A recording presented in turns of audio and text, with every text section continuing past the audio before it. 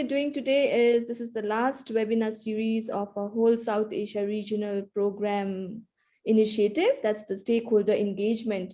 So far, we've been speaking with around 47 speakers, and we've had around 400 participants starting from webinar 1 up to now. And how we'll do it today is we will have the 5th webinar that's on sustainable communities. Then we'll open the floor for question answers. Impromptu takeaways will be presented by Maitreyi and Anupama. Then we would wait for remarks by the chair, or how you would want it, Zeenat, that's up to you. And then we'll have a quick announcement for the closing that's starting at 2 today.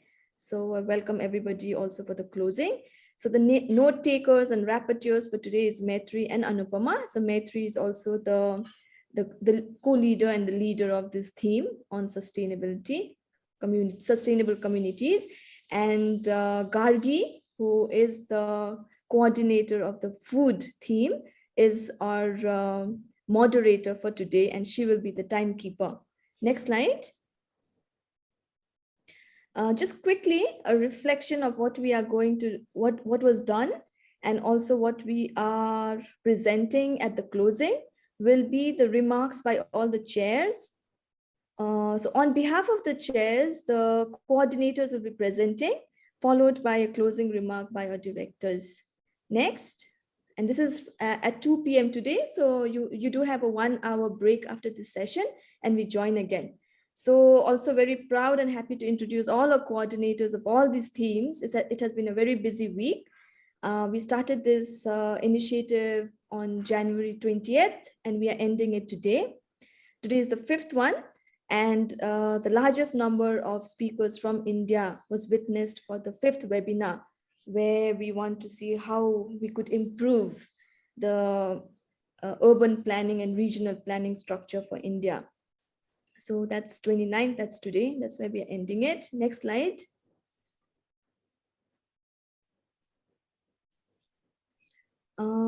Very happy to present all the speakers here for today. So we have the chair, Zeenat, the Chief Knowledge Officer from DA, and also the Senior Vice President from the Development Alternative Group. She's based in New Delhi. We have Ma'am Manjula, who is IAS officer and the commissioner, the additional chief secretary to the government based in Bangalore.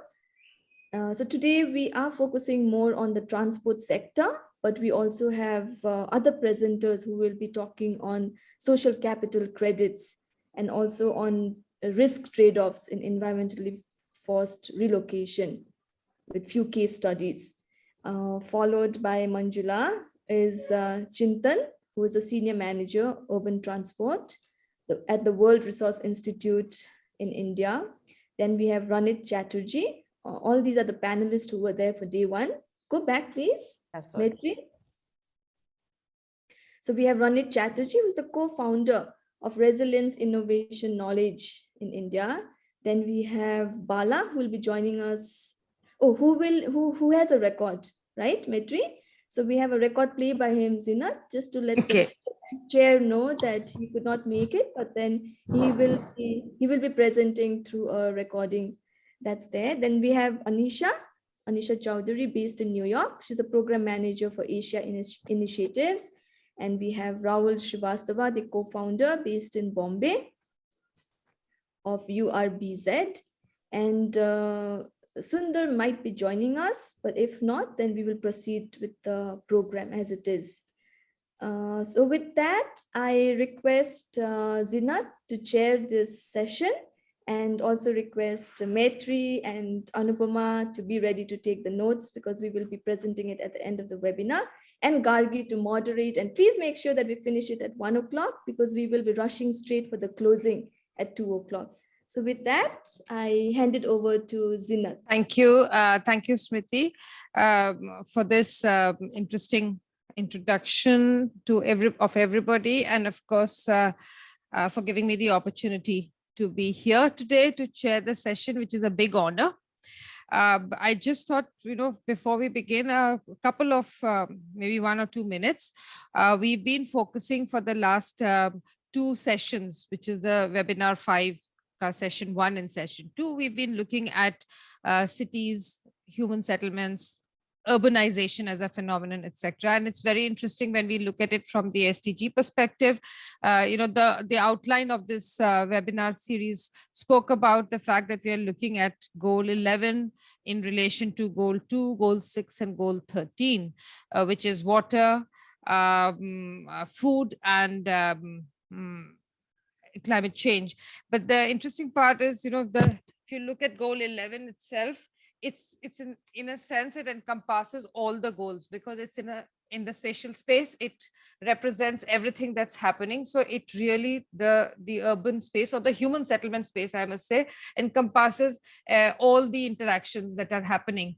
So that's something that came forth also very well in the first two sessions that were there. And I'm sure when we talk about transport and disaster resilience, etc., today we will see it again, that connections that we will you'll find. The second point, I think, that we saw in the first 2 days, and we will probably see, we'll probably hear about it again today, is that because of the nested nature and interconnectivity, you see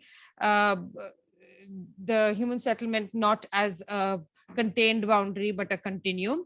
And therefore, there is a lot of discussion that happened after our last 2 days, which on the regional aspect. And we hope that when we do talk about mobility, we talk about disaster resilience, we will see that connection come again. Even though we may be focusing very much within a kind of a defined administrative boundary, but the ecological boundaries and therefore impacts, we see them as connected.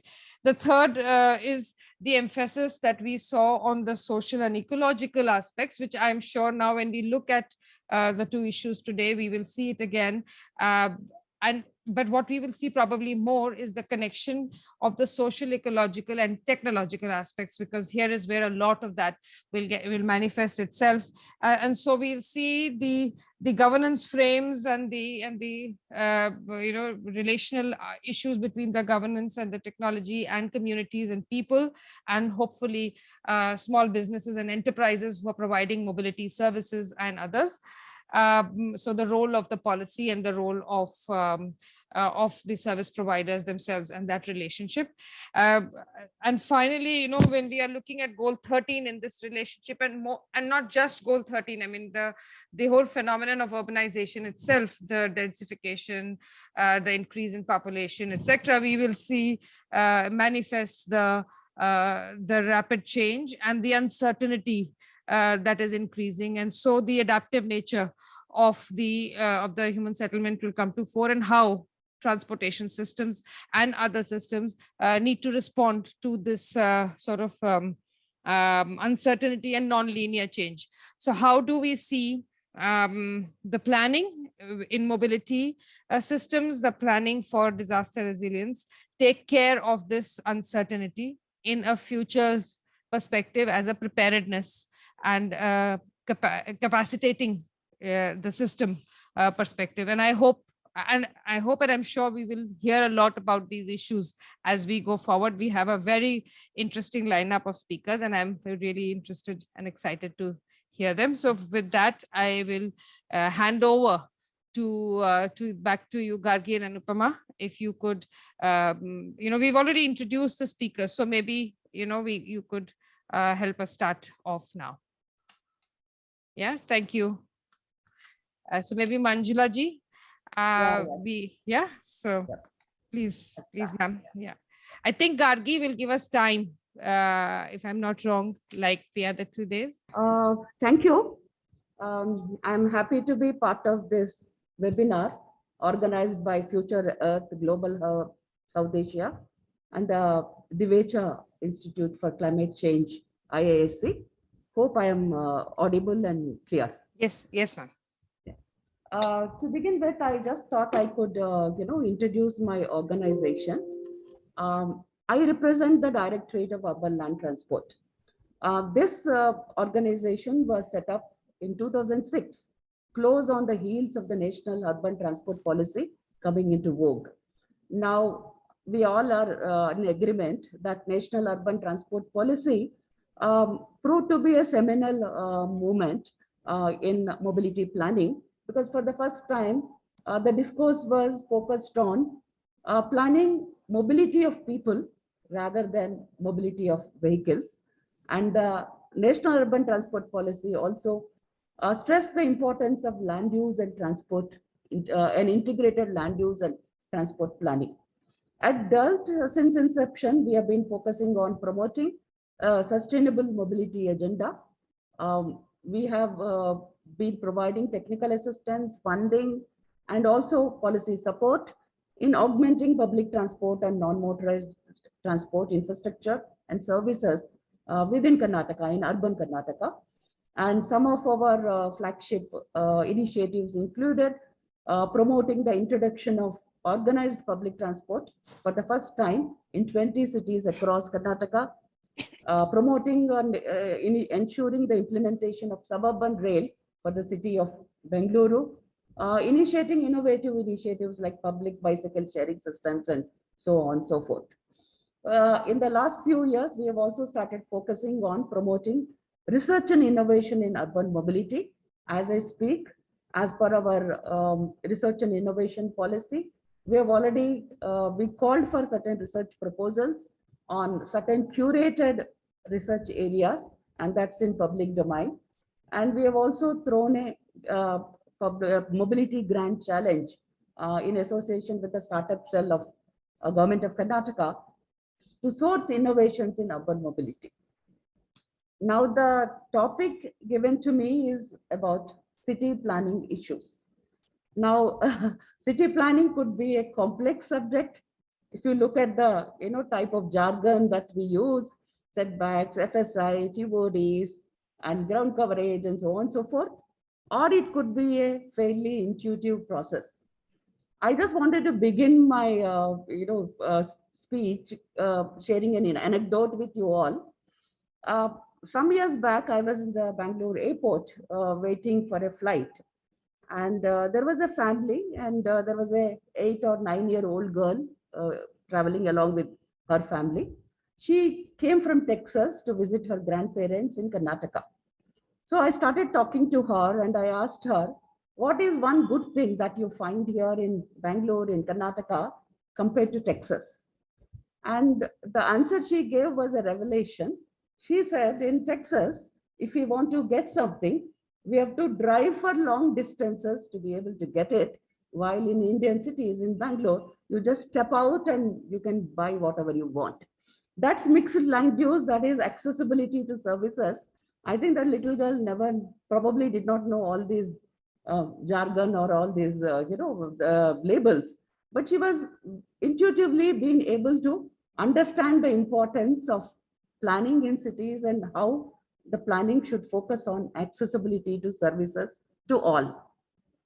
Now, coming to the master planning exercise in the cities of Karnataka, it's governed by the Karnataka Town and Country Planning Act.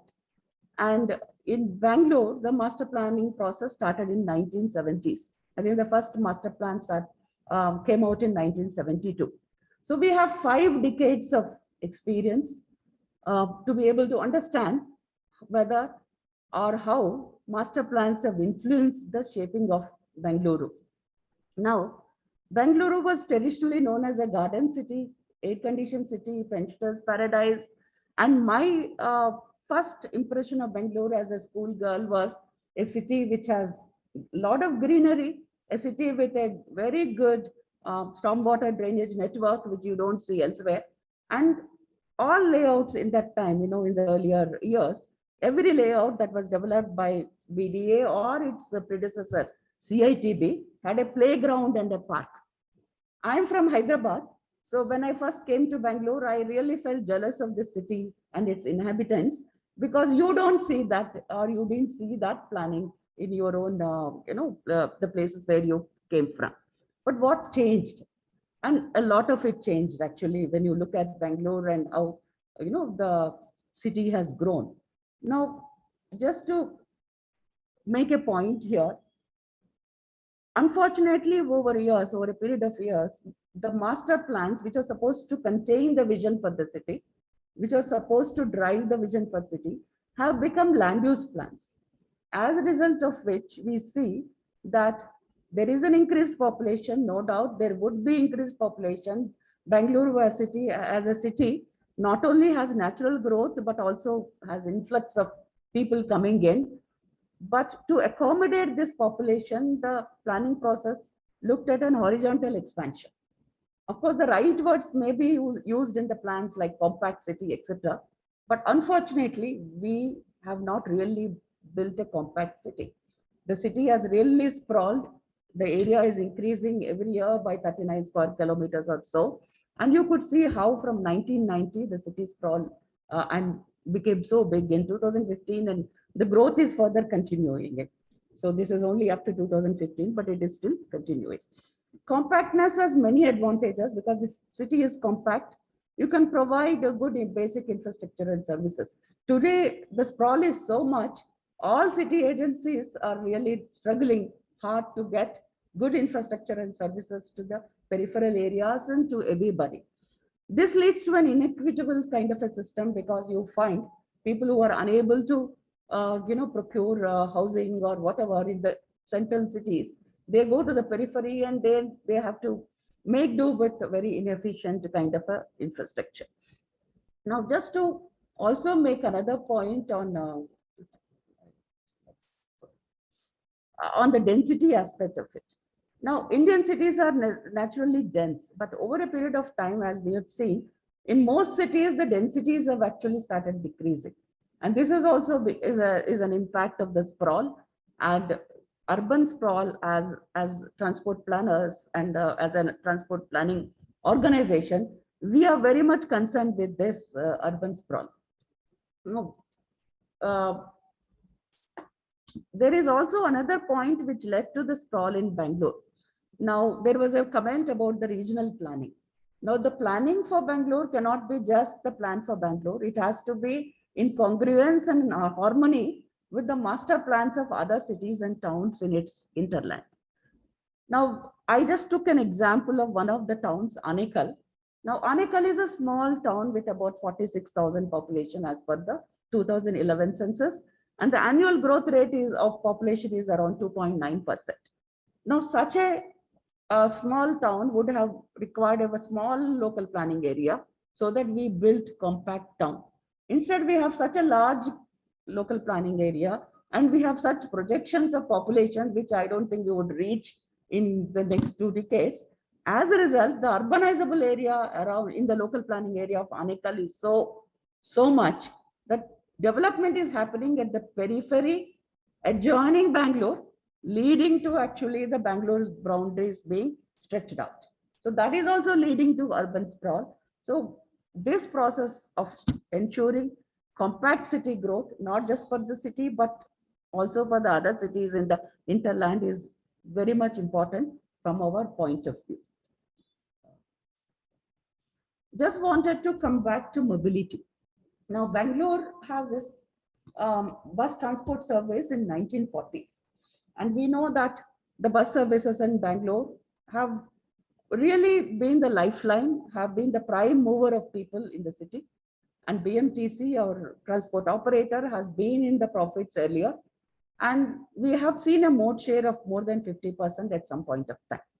And today, because of the sprawl, which led to and sprawl along with zoning, the sprawl also has not been further kind of impacted by the zoning regulations, which meant you have jobs somewhere and you have people living somewhere, which led to a lot of movement, travel, and with people going in for their own personal vehicle use, etc.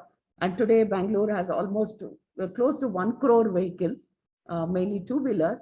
We have come to a situation where our city roads are really not in a position to manage this congestion. Basically, we have very, the core city has roads which have mostly 2 lanes.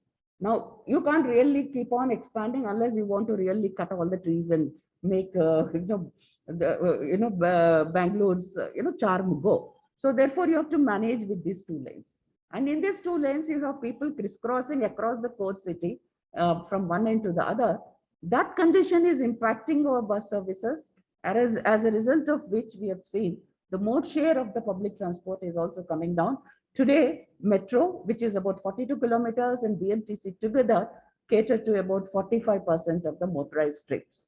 Here, I just wanted to kind of share with you some of the cities which are, where the mode share of public transport is very high, whether it is Hong Kong, New York, or London. And in all cases, they have ensured that their transit areas are the ones that got densified. They are focused on compact cities. They try to ensure that the jobs, people, activities are all close to the transit. So therefore, as a transport planner, we thought this is where we need to go. And this is also specifically important in the context of the climate change that we are seeing. Transport contributing to a large substantial emissions. Therefore, there is a necessity also to plan well in reducing the emissions of the from the transport. So this is where we have come forward with the transit-oriented development policy, which basically looks at each metro station, suburban station, or a big bus station as a station area around which densities have to be built, around which we need to provide for various activities so that people use transit. Because if you have jobs in the vicinity of transit station, people use transit to access the jobs or access various services. So the transit-oriented development policy for Bangalore, which is a draft now, which is with the government, looks at a paradigm of 666. We have a core TOD zone, which is around 500 meters around the transit station. We should be, from anywhere in this core zone, one should be able to access the station within 6 minutes of walk. Similarly, you have a standard TOD zone where we should be able to access, which is about 1 kilometer. We should be able to access the station. Sorry. Ma'am, there are 2 minutes left for your talk. I request you to kindly. Yes, I'm closing it. So we should be able to access the station in about 12 minutes of walking or 6 minutes of cycling. So that is what we had focused on, primarily walk, cycle, bus, and the transit-oriented development policy as the objective: one, achieving high mode share of public transport, looking at all public transport systems as a seamless systems, ensuring there are travel demand management measures so that in the transit areas, your parking requirements are reduced so that you don't build parking, you don't encourage a car or a personal vehicle use. Ensure your built environment is, more walkable and cyclable so that everybody need not for every service, you need not, use transit. In transport planning, we talk about avoiding a trip by a motorized vehicle, by just being able to walk and cycle in your neighborhood.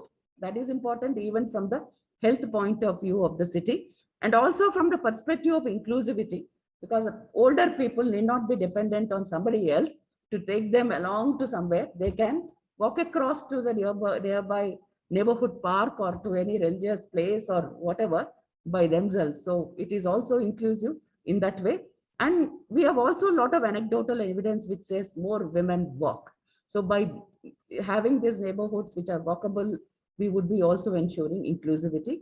Mixed land use so that you have shorter commute and reduced travel demands, and ensuring inclusivity, which I have already mentioned in terms of how you design these interventions.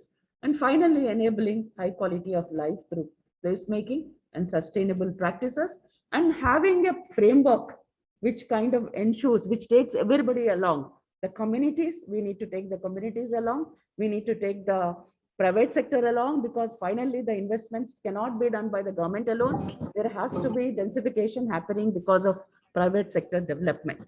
So to conclude my presentation, I would say we need to, for mobility and accessibility, it is important we build the compact cities. We leverage the mass transit mass transit systems that are under implementation. As they are under implementation, plan for ensuring densification in the transit areas. Thank you. Thank you, Manjula ji, for that very incisive and insightful discussion on transportation. And I think very clear parameters for design, and obviously also of measuring where they're moving. So when you're talking of inclusivity and inclusion and quality of life and the 666, I think your parameters are very, very interesting and clear. Although I'm sure there is way to go for Bangalore to reach there, but it's very interesting that there are cities at the city level. They're thinking one point which maybe at some point of time you could maybe it will come in the questions. But one of the things that you spoke about was placemaking, and you also spoke about engagement with stakeholders as a part of the work that that mandate of your organization. And maybe at a later date during the at the Q&A time, that's something you could emphasize a little bit more on, how you are bringing that in these key parameter monitoring, measuring, design, and using them as design principles for mobility. So thank you very much. I think we will move ahead now for our next presenter, Annesha.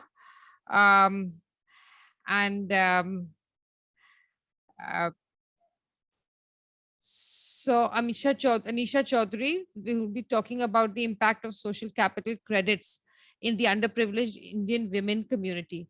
Welcome, Annesha. Hello, everyone, and thank you all for having me here today. I am here to speak about the impact of social capital credits among the underprivileged Indian women community.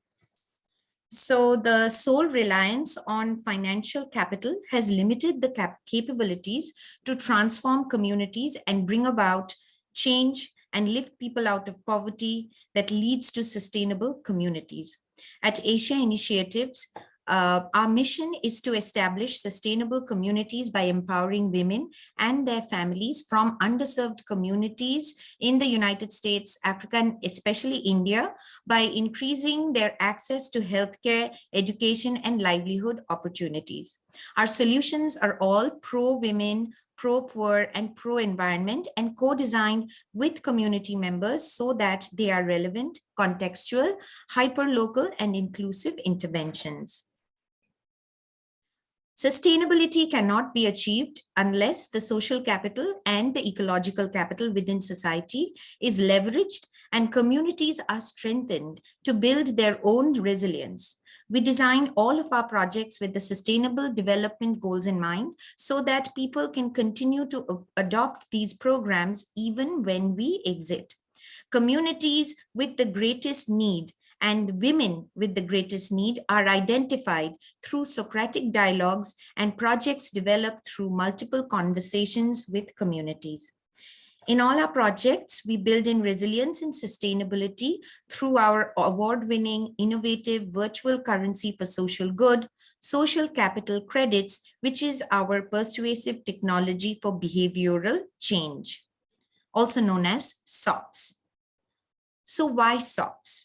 SOCs incentivizes communities to leverage their own social capital to improve their neighborhood and earn the healthcare, education, and empowerment tools that they themselves choose.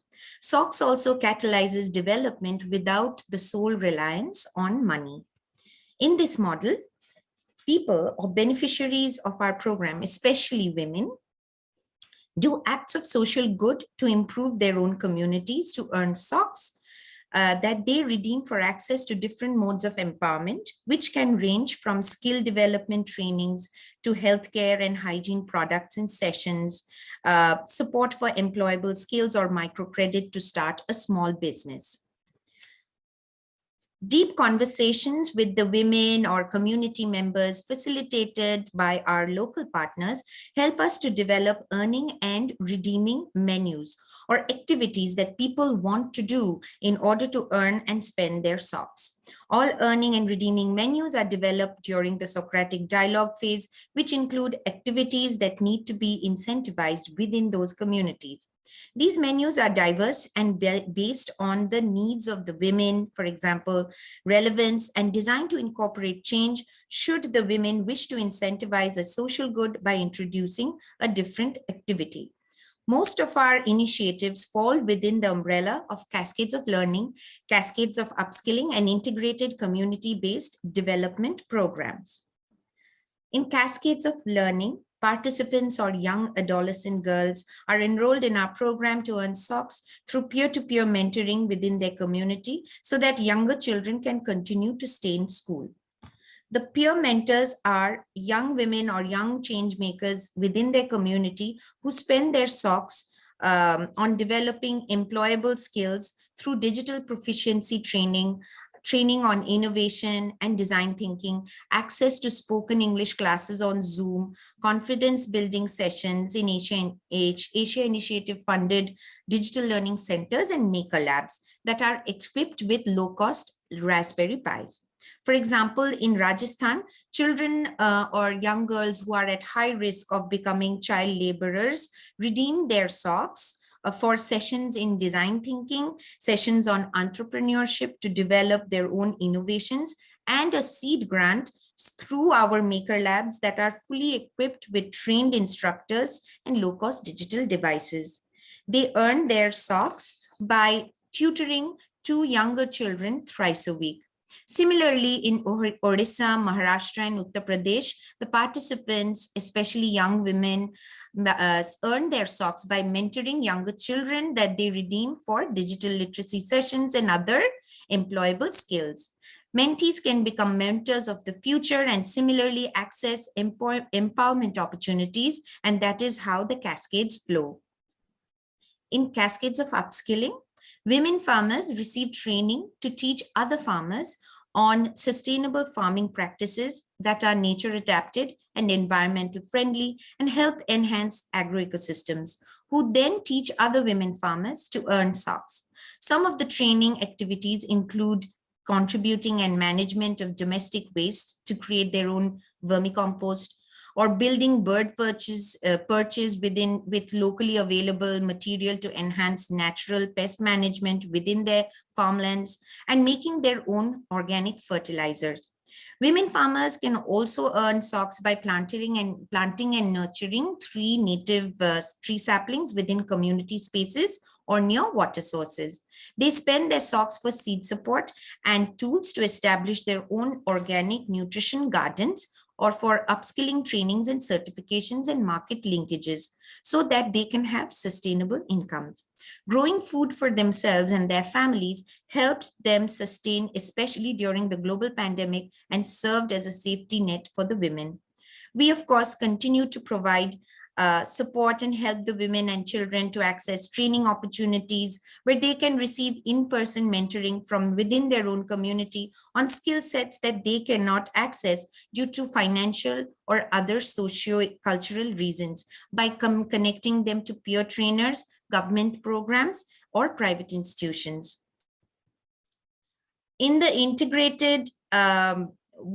integrated community-based programs, entire villages are incentivized to participate in sock earning by contributing their labor, also known as Shramadhan, or financially contribute a small portion to show ownership of the project in order to rejuvenate, repair, and strengthen traditional water structures that we fund, such as earthen nala bunds, rainwater harvesting units, and village ponds, so that women and their families have water security, food security, and sustainable livelihoods. With time, the communities take responsibility of the repair and management of the water structures through women-led management bodies, the Jal Sahelis, who lead, monitor, and manage the water structures. In the past year alone, the impact of our solution has improved the lives of thousands of women and their families. We are proud to share that more than 2,000 women grew organic nutrition gardens, and over 500 women learned how to implement a system of rice cultivation. There were also, more than or almost 20,000 tree saplings, native tree saplings that were planted, and over 200 women attended tailoring workshops. So with that, I end this presentation, and thank you so much for listening. Thank you, Annesha. I think very fascinating model of a social change through collaborative action, which is also, it's like the gift economy that's moving things, and this is really exciting, because to me it is a lot of parallels of the kind of work we are doing in Central India, and what you have shown us. So hopefully we'll connect past this webinar, maybe Definitely. on Definitely. other connections, but very fascinating. And I'm sure these lessons beyond entrepreneurship for girls and for water management, water systems, rejuvenation, etc., in rural areas, actually in the new urban thinking would have possibilities of looking at even urban utilities and other services that Yes. can be generated through collaborative community-based action in the whole scope of localization, decentralization of stuff. And I see, communities coming together rather than falling apart as Right. urban sort of lives take over. Mhm. So with that, let's move to the next speaker, Gargi. We have Chintan now. So Chintan, Daftardar, sustainable transport systems. So we come back to transport in urban areas, bus rapid transport, or maybe urban region connect. So Chintan, welcome. First of all, I would like to thank you all for inviting me to discuss on this very topic, bus rapid transit system. So I was very happy to know that people are still interested in bus rapid transit system, because this topic actually started growing in early 2000, and then it was discussed for over 1.5 decades. Now again, that deliberation discussion started, though it had a lot of benefits which society could have achieved. Though there is a trend and fashions which have changed in public transport also, though that would be interesting to know how the journey went. I would not go much technical, but let's go to the basic concept, why it was promoted and why it can still be a good solution for future sustainable mobility. So what you all must have seen is traffic all around. Okay. And these are Indian cities. Left images from Hyderabad. So even after developing a flyover, it is still jam-packed above and below. Chintan, if I may interrupt, Yes. 1 minute. You're not very clear. Can you speak into the mic, please? Hello. Yeah. Hello. Yes. Is it audible now? Yeah, it's better. Okay. Yeah. So I was saying that there is a trend of prioritizing private vehicles. So it was all of other trends were like you build an infrastructure, you build road, flyovers, bridges, just to enable vehicles more. That was a trend which was going on, and that was not leading to any solution. The traffic was still increasing, and there was still traffic jams. So basically, it is just the way to move towards the traffic. So was it really needed? The trend was needed. Is it the right solution? So basically, if we try to understand the dynamics of mobility, first we should understand who are to be mobilized. Okay. So if we see our society, at least 1/3 of people don't have a requirement of movement. They are not commuters. And most of them are also on foot. Okay, 1/4 of them are on foot. So basically, it is only 40%, 50% people who require to be moved through motorized vehicles. Motorized vehicles can be private transport and public transport. The best practices say that at least where people are moving, at least 40 to 60% should be a public transport uses in a city. That should be a mode share. Like Manjula ma'am was also showing some benchmark cities, Hong Kong, London, and other cities, where 50, 60, 70% public transport share was there. And that is what is desired. While in Indian cities, the public transport share is much low, except the big metros. All other places, it is even below 20%. Okay, so effectively, if you see overall, it is below 10%. So therefore, we need to see who to whom we want to move. Okay, so for sustainable mobility, first it is important that public transport should be encouraged. There are a lot of benefits. We know there are a lot of benefits because it improves your accessibility to jobs, education, health, etc.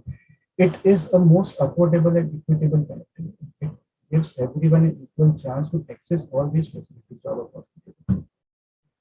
It reduces congestion, it saves community time because it reduces congestion.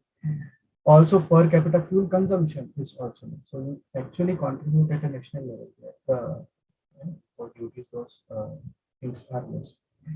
And obviously, we all know that in emissions per capita or per kilometer of travel, if we count, then it is public transport who actually goes for most less carbon emission per passenger mile. Okay, so it is environmental friendly solution. So we know there are a lot of benefits. Moreover, there are also space.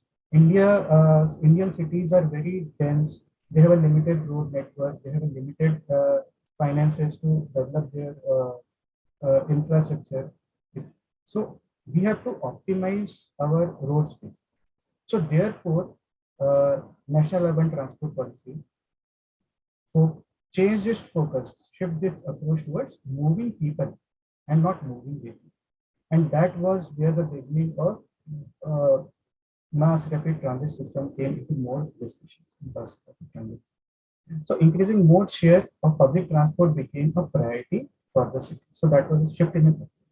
So we know all there are benefits. There are emissions benefits, there are time benefits, there are other benefits what we discussed. But people are still not coming to public transport. They are running away. So we have to first understand when we plan any system, we have to first understand who are our customers, users, like any other private marketing company does. So public transport usually did not do such assessment. But if you do such an assessment, you will find there are time delays due to traffic, which people want to eliminate. There is a lack of reliability. I am waiting for a bus, but it is not coming on time. So there are comfort issues because you are not using a good quality bus.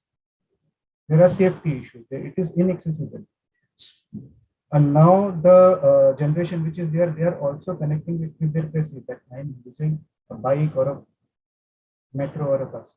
So you have to go with the trends also. So how to make it more brand and image that has to be built in the system. And there has to be a planning method which have to be come up. So basically all those issues, if we remove them, then we can actually encourage a more sustainable and riders, increased mode share for public transport. So BRTS can actually do this. All these issues were resolved by just one solution, and that was BRT. And that talked about connectivity, accessibility, as well as connecting people, making it more accessible, friendly for all sections of society, and mobility in terms of reliability and time.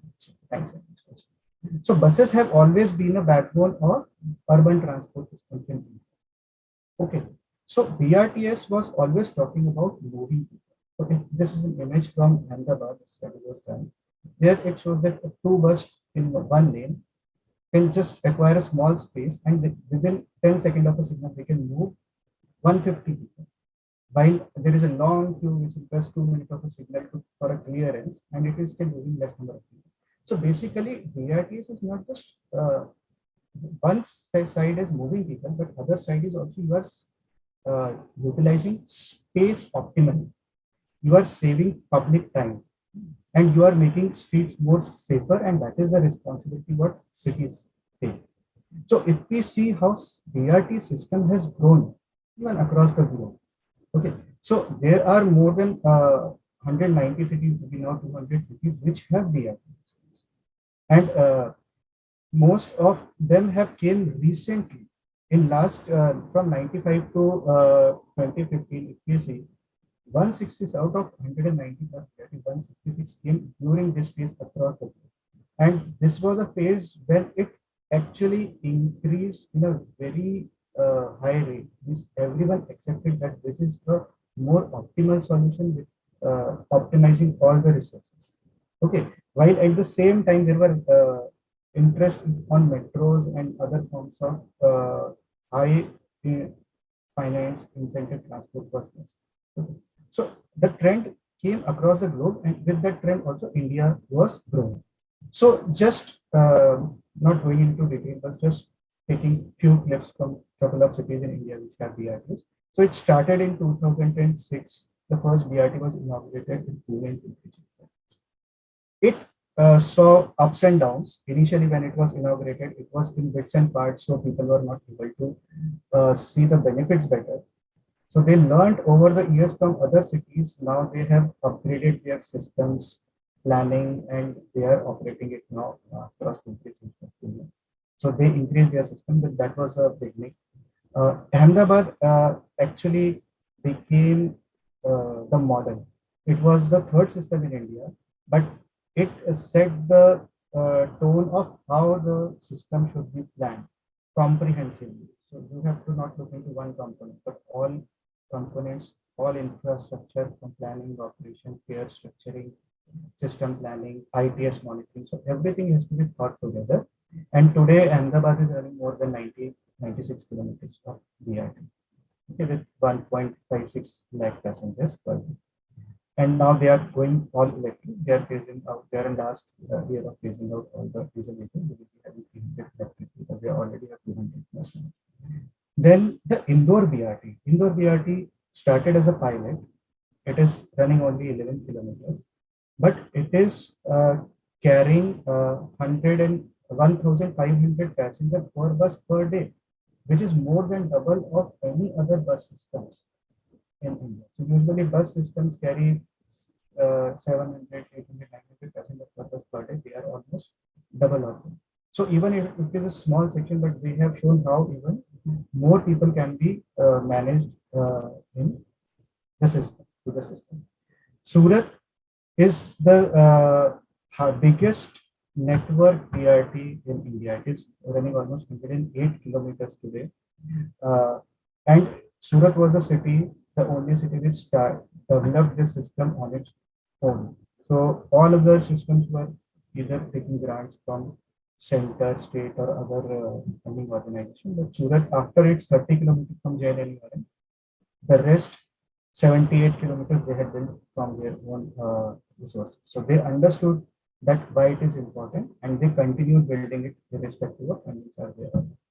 Amritsar was one BRT which was the last project of JNNERM, approved in 2013, and it also has a section of elevated BRT, but it is not always the land where even they understood that it is important enough that even it can be provided something like a metro, a dedicated flyover priority lane there. And Hubli Dharwad is the latest BRT in India, the highest capacity designed BRT in India. Okay, it has express lanes and moving almost 5.5 to 6,500 passengers per hour per direction. So that is the highest capacity and highest quality BRTs in India. So basically, today there are, I just showed 6, there are 10 plus systems operating in India. But the learnings came was that all the components are to be seen together in a comprehensive way to have a successful. Excuse me, sir. Yes. There are 2 minutes left. I request you to sum up your talk. Yes. Okay, so that has to be seen. So all the components, as I was talking, has to be covered.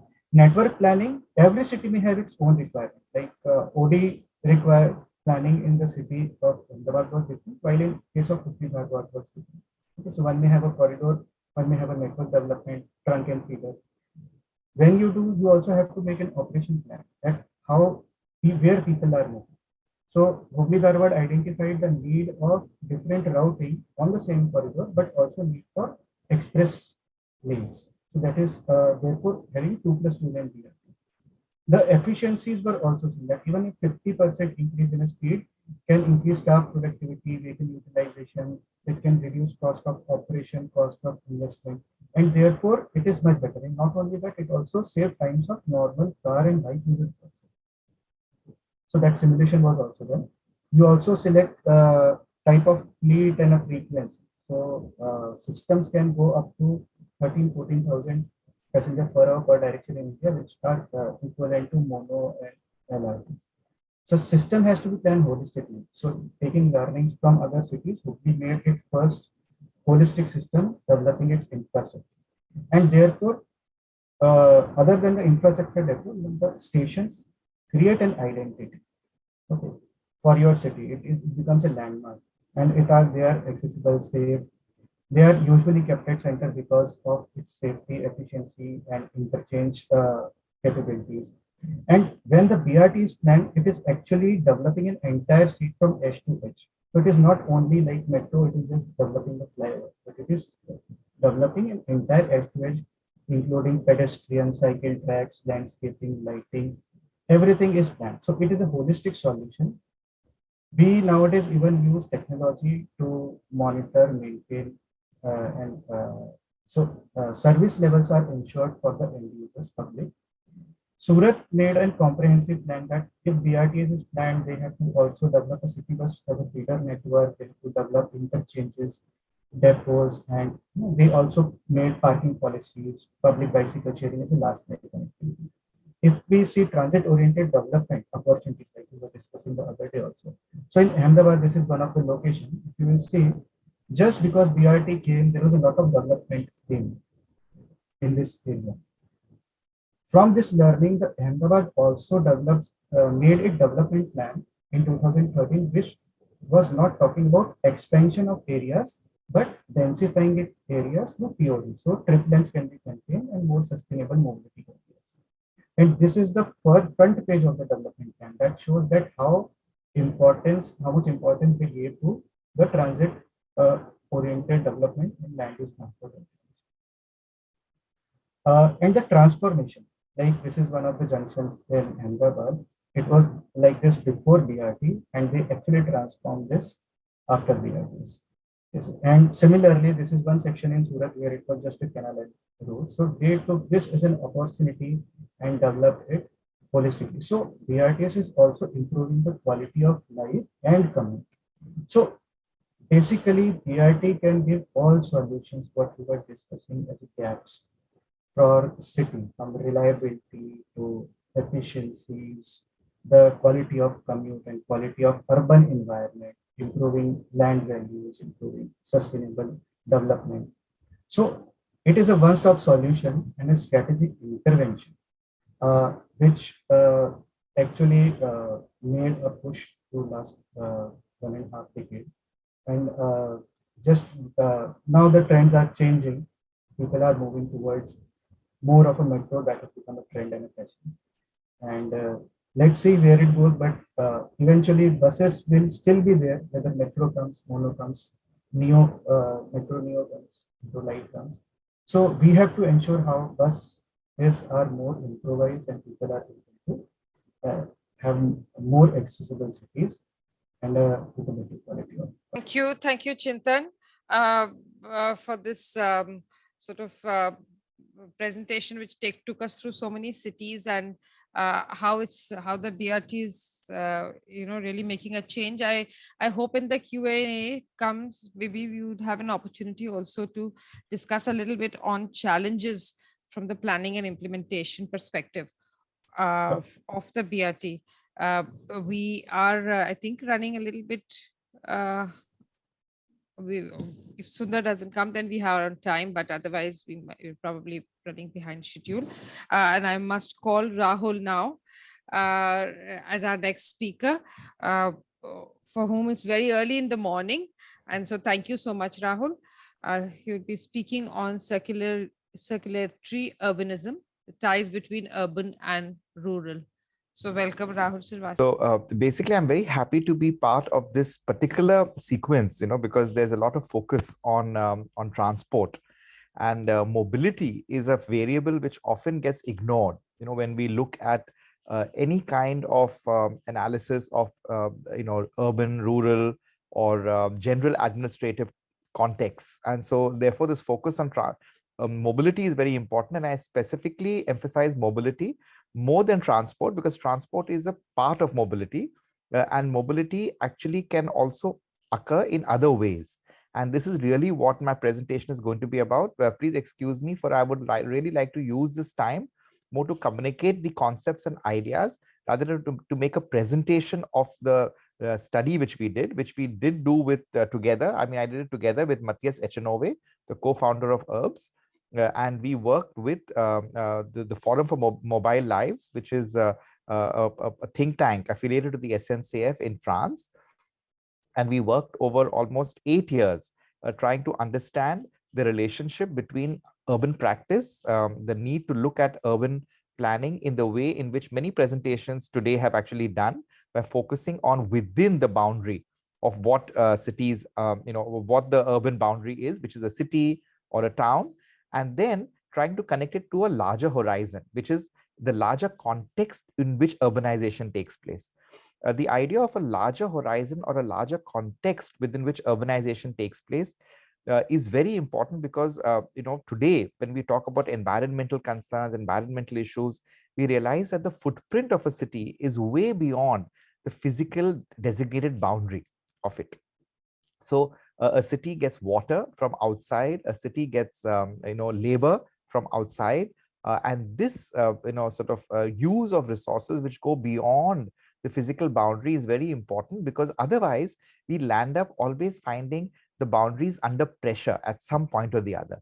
So for example, as we keep on expanding our infrastructure for transport and mobility within a city, we realize that there is a need to look ahead, because 10 years down the line, 15 years down the line, the needs keep changing. So to understand how we can project into the future, it's important to look at the larger horizon within which this urbanization is already taking place.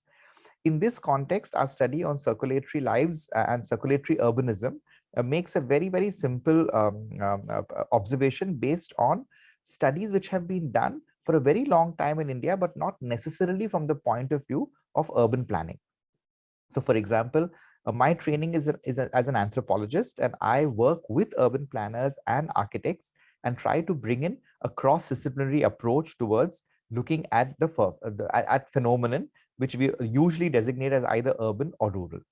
Now, from the point of view of a more sociological understanding of India, we realize that that Indian society has been a very mobile society. There is a very strong reason why people often leave villages and come to the cities, which is not only a narrative of need, but this is something much deeper. Mobility is very integral. So when we began to look at circulatory urbanism, we first looked at the relationship between the city of Mumbai and a small district, which is about 300 kilometers south of Mumbai, which is called Ratnagiri. And we found some very interesting aspects of this relationship between a metropolis like Mumbai and a region like Ratnagiri. From the late 19th century onwards, there was a huge recruitment of labor coming from the villages of Ratnagiri into Mumbai. And by the end of 19th century, early 20th century, according to some historians, almost 90% of all organized industrial labor in Mumbai city happened to be from Ratnagiri village itself. We found this very intriguing and we wanted to explore this more. And then this exploration made us understand that this relationship between a village and the city of Mumbai was much more complex than simply the narrative of urbanization as a one-way flow of labor from villages into the cities. Because this is the dominant narrative. We see this narrative in urban studies all over the world. And this narrative of a one-way channel between the village to the city is something which is very strongly rooted in the experience largely of the North American urban experience, where you had about 300 of 400 years, 3 or 4 centuries of slavery, which had produced a very different kind of rural workforce in both South America as well as North America. This was a very we can call it a kind of a uprooted urban rural phenomenon, where the labor was essentially brought to plantations. And when in the 19th century, you have the phenomenon of urbanization following a more industrial trajectory, this movement was a one-way movement. People left because they were already not part of a rural landscape from which they had any connection. They were really part of a plantation economy where the labor operated very differently. But this narrative of people leaving the villages and going to the cities on a one-way journey became the dominant way we began to look at urbanization in many parts of the world. Now, over the last few decades, people who have been looking at urbanization specifically on, say a non-American context, especially in Asia or in Africa or in China, began to realize that the patterns of urbanization here are more complex. People develop what are called dual household family economies, where people live both in villages and in cities. The family becomes a very important unit, but a collective family, not necessarily only the individual migrates. When you have a dual household family, you often have a shared understanding of what belonging to a family means, where some family members continue working in villages and some continue coming to the city. So for us, the whole idea of circulatory urbanism really began to describe a reality which was not necessarily always reflected in the formal narrative of urbanization.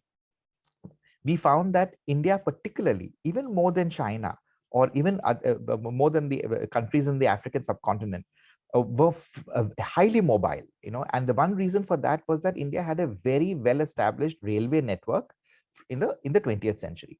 This railway network basically meant that people could, the labor became extremely mobile, and people from one part of the country were part of the labor force in another part of the country. Now, this was often represented always in terms of only a one-way movement, that people are leaving the villages and coming to the cities. Yes, they were leaving the villages and coming to the cities, but they were also going back. And this going back is something which we forgot actually happens at a very organic everyday life. In between Mumbai and Ratnagiri, even in the early 20th century, when the sort of the unions of Mumbai were celebrating the kind of the role which the proletariat and the working classes did in organizing strikes, this was often represented in the narrative of Mumbai is the urban city, and that its working class, its citizenship is essentially urbane. The reality was that a lot of the people who were also managing to get involved in urban industrial life, including in the form of strikes, etc., were constantly dependent on the villages for nourishment and sustenance also. So there was what was often called in a very negative way as seasonal labor, was something much more than simply the idea of seasonal labor. It reflected a real organic connection between the urban and rural. So people did leave the cities and they did go back to the villages during harvest and monsoons, which is something which continues to happen even now. And even now, so you suddenly find people, the same people who are in cities who were complaining that, oh, look at our cities are getting crowded. They complain, look at all our drivers and our domestic help. They go away to their villages all the time. And so this kind of strange paradoxical way in which we were talking about the urban working class, which refused to acknowledge the fact that yes, this is a much more organic thing, and that the rural urban relationship is not simply one of only one-sided dependence. It is something much more than that. The fact is that the same working class is also involved in doing agricultural activities, and the need to give leave on for seasonal work was something which we never acknowledged as something real. And this is, one could see the consequences of this in many countries, not just in India. In China also, the mobility between villages and cities is very high. And yet in China, because of very strong control of the facilities which you can get, if you belong to or if you register yourself in one particular place, the mobility was very strongly curtailed.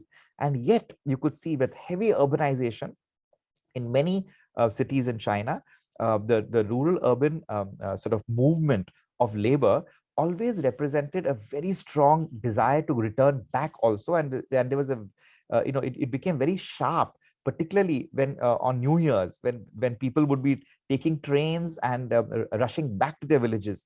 This phenomenon is something which we also recognize in India. in Kenya, in Uganda, in Ghana, and many countries, studies have shown time and again that dual household economies are part and parcel of our lives. In the pandemic, we saw very clearly, but a lot of people felt shocked. Oh my God, what is this? People are walking back to their villages. This is not so out of the ordinary. People have been going back to their villages. And yes, if you do the entire process of lockdown in a very sudden and arbitrary way, people are going to walk. And people have walked even in the past. Between Ratnagiri and Mumbai, the only mode of transport in the late 19th century used to be ships and boats because of the terrain between these two places. And yet people would often, and yet mobility was very high. It's not that mobility only happened with the coming of the railways, because the Konkan Railway happened very recently. And yet the movement between Ratnagiri and Mumbai was not dependent on the railways at all. It was one of the very few examples of high mobility in India without the railways. So the impulse to be mobile, the impulse to be networked, the impulse to move between rural and the urban is something way beyond, and which we need to factor when we try to understand urbanization within the Indian context. This will make us also look at the phenomenon of urbanization in a slightly different way. So for example, the entire narrative of looking at, say, urban density and urban population has often been represented only in the context of housing. Now, housing is a very important phenomenon. Globally, it's a very important right also, and it has been represented as a right. However, there is a very strong need which people also have of accommodation and shelter, which is something slightly different from housing. It is not necessarily connected to the idea of ownership. It is connected to the idea of I need a place in the city where I can work and I can continue to go back. And this rightful need for accommodation, which has been denied because it has always been measured in the context of ownership of a house, has actually produced a huge stress in the urban context of India, where everything has been represented either in terms of owning or not owning. And therefore, because of the inequities, we have produced a huge, what is often called an informal economic or informal housing space, which is essentially they are homegrown neighborhoods, they are slums, they are places which are kind of not defined in a clear way, because the need for accommodation is not sharply expressed as a need for accommodation. Excuse me, sir. Yes, So you sorry. have 2 minutes left. I request you to please wrap. Absolutely. I'll just finish right now.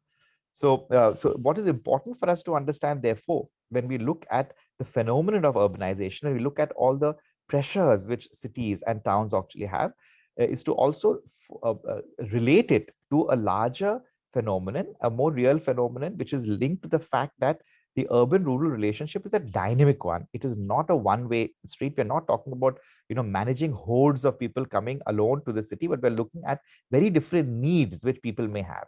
So while there is a certain kind of migration which is long-term, which is permanent, there is also migration which is seasonal, which is circulatory in nature.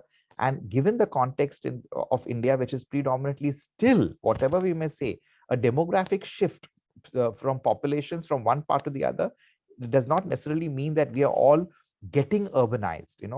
From the point of view of circulatory urbanism, we are already urbanized. We are already part of a very mobile networked system of rural and urban spaces being connected to each other.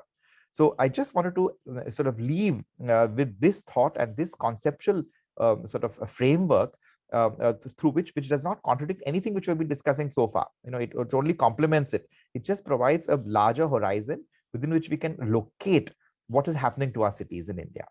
Well, that was fascinating and very, very exciting and very relatable. Sitting in Delhi, connected, if I may say, personally, to a large community of people coming from Pratapgarh in UP, of people who are drivers, taxi drivers, and so the whole issue of, and I totally understand the issue of need for accommodation, like hostels or rental spaces, not necessarily owned housing, but also the connect that goes back then to the servicing of the rural areas and the cultural exchange that has started happening between these two so-called different spaces.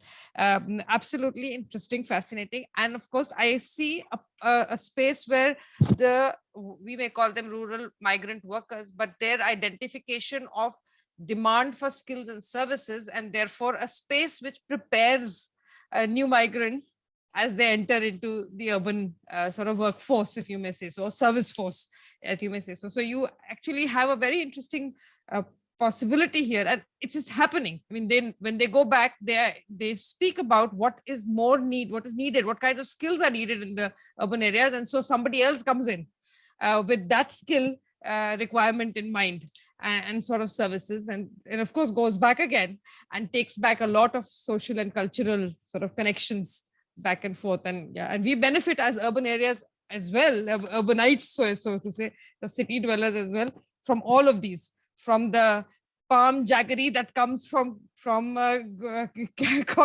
to the kind of sweets that come in, and the kind of foods that are brought in, and of course what goes back again. So yes, so thank you so much, very fascinating. Let's take the next speaker now, Dr. Ranit Chatterjee, who's going to be talking about strengthening the DRM under COVID-19 pandemic in flood cyclone prone areas and urban action for people's resilience program. So disaster risk is something that we now start looking at in dense human settlements, so to say. Welcome, Dr. Ranit Chatterjee.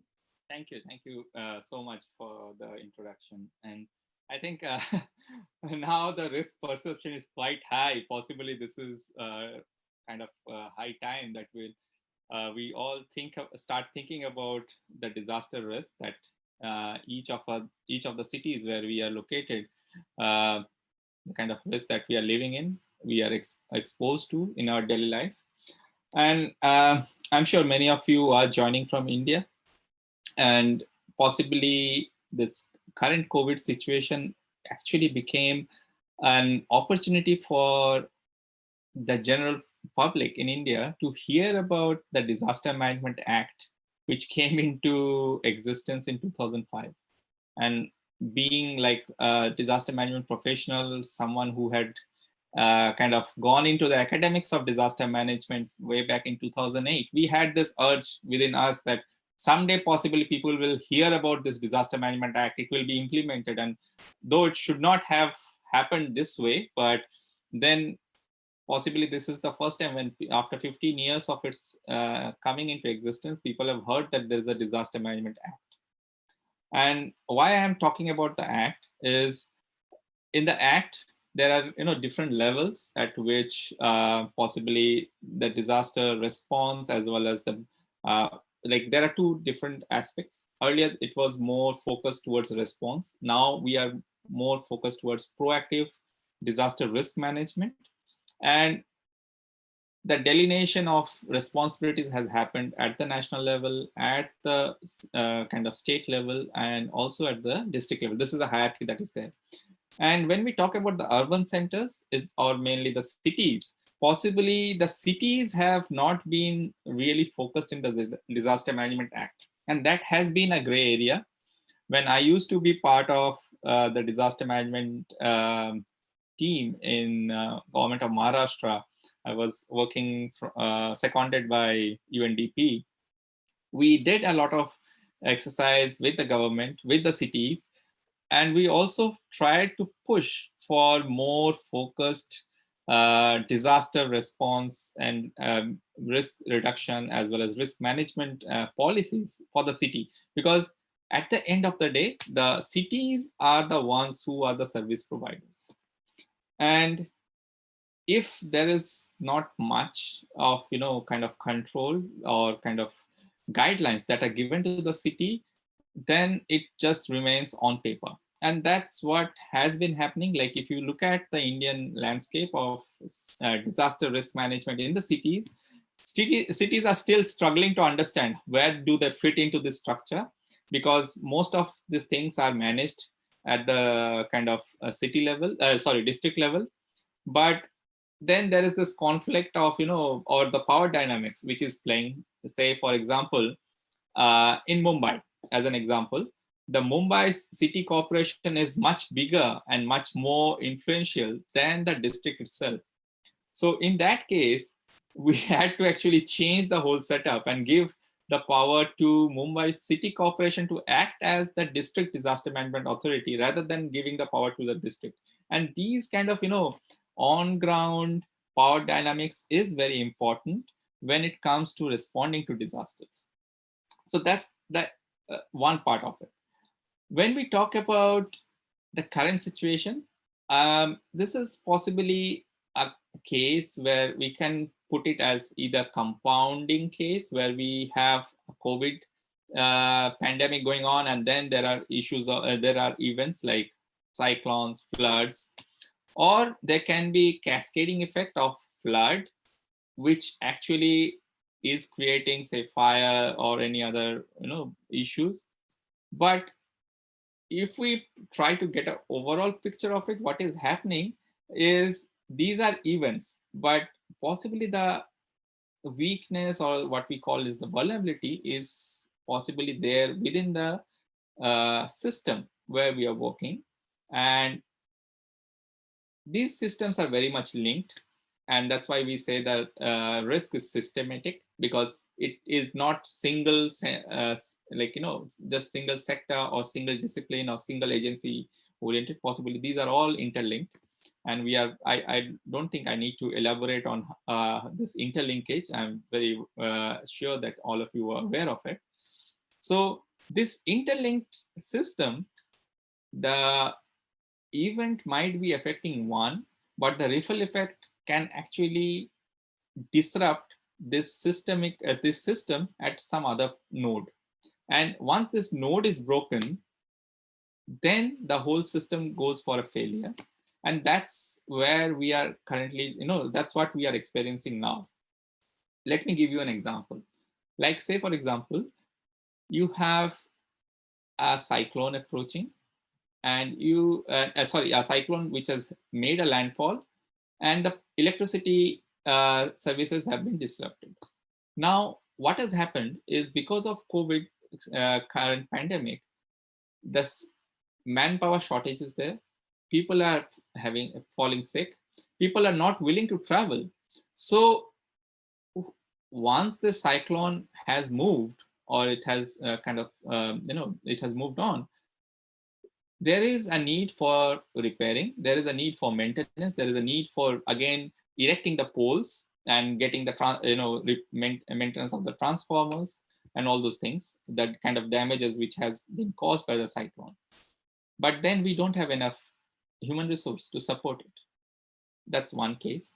Or there might be human resource but not having enough skill level. That's another case. So there are these kind of things where the social infrastructure, because when we talk about the resilience of the infrastructure at the city level or the resilience of the services, we generally think more in terms of the built infrastructure. But in order to maintain or have the resilience of this built infrastructure, which we can, there are different frameworks, like, say, the 4R framework, which talks about the robustness of the infrastructure, the redundancy of the infrastructure, or the resourcefulness and all those things. But possibly what we don't try to focus mainly on is how do we build the social infrastructure around this physical infrastructure, which will actually act as a support system for this physical infrastructure to work or to perform at its effectively. So I think that's where possibly the focus needs to be for building resilience in the urban centers. Also, in order to do that, the need also is to look at how the governance system at the city level can bring in these different actors. And in order to do that, possibly the first thing, because we, again, in India, we have different levels or different tiers of cities, like class A cities, class B cities, class C, class D. One of the things which is very important to understand within this class A, B, C, D is as we go down towards Z in the kind of the classification of the cities, we also look at less economic capacity, possibly the skill sets are not very high.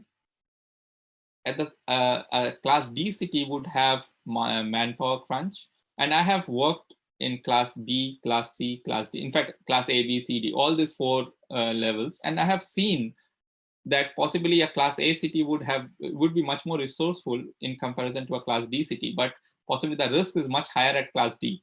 So how do we build this kind of, governance mechanism to support each other in times? And this needs to go possibly beyond the city limits. Say, for example, Mumbai metropolitan area or the GMR area is a much bigger area where we have 8 municipal corporations. So it's just not Mumbai, because what we also need to understand is that risk goes beyond administrative boundaries. It is not restricted by the administrative boundaries. And that's where possibly all these cities needs to come together as one cluster and need to come up with a governance mechanism so that when there is a need, there is a helping hand within this. Say, for example, Mumbai, there is at least one city which can extend a helping hand to the other city. And I think these mechanisms needs to be developed at the city level. And for that, there is also a need for looking into the current organizational structure, also looking into the capacities that the cities have, and also invest in the human resource, as well as building linkages with other stakeholders that the city can rely on. And last but not the least, also invest in research and innovation to take these kind of activities, understand these kind of activities, what is the need, where they should look for, and where they can new ideas can come in, new kind of investment can come in. And these need not only be kind of, many a times it happens that cities become really kind of paranoid. Who will pay for it? It's not a matter of who will pay for it, because there are the funding part possibly is something which comes at the end. But what is more important is the interest, the kind of zeal to do something different. And I think that's where possibly it's very important. I'll just give you an example of something that we at RICA have been trying to work on, that if a resilience hub can be established at the city level, and the city itself becomes the governing mechanism for this resilience hub, and it brings in different actors together to think about what they can do for the city. And it itself would become a kind of a center where research can happen, innovation can happen, social innovation can happen. Someone with a good idea for the city can come in. So these kind of inclusive, participatory, and more transparent hubs at the city level would be much more useful, rather than the current approach of how the resilience is looked at the city level, where it's just project based and looking at one sector and trying to build resilience, because that's possibly not going to help. We don't know which node is going to fail in the next kind of event. So I think that's what I wanted to convey. And of course, I am sure that there would be some questions and discussions on this. Over to you, Ms. Thank you, Ranit, and thank you also for keeping in time. So it was very interesting. I think one important takeaway that I would go with is the focus on process and nurturing a process and the capacity for resilience, rather than a project that has a beginning and an end. So an institutional governance mechanism for resilience, and I'm sure that would go beyond just responding to potential disaster situations, but actually enabling the city to navigate to much better and more sustainable sort of pathways and more resilient pathways. So that's great. And we quickly now move on, I think, to our next speaker, Balakrishnan Balachandranji, negotiating risk trade-offs in environmentally forced relocation, the case of coastal Louisiana. So we hear from another sort of system outside of this country to see how it probably connects and gives us lessons. So thanks a lot, and let's get you online. Do you have disaster risk by promoting safer development through land use plans, regulations, and policies? Sometimes we propose moving people out of harm's way by relocating them, usually after a disaster displaces them, but also preemptively to avoid a disaster. Such relocation projects often focus only on the risk posed by physical hazards, both natural and human-made.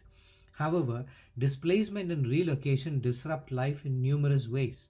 In this presentation, I summarize my research in coastal Louisiana, which shows that vulnerable communities in risk-prone locations negotiate a landscape of complex risk by making trade-offs, and planners and policymakers play an important role in shaping this risk landscape.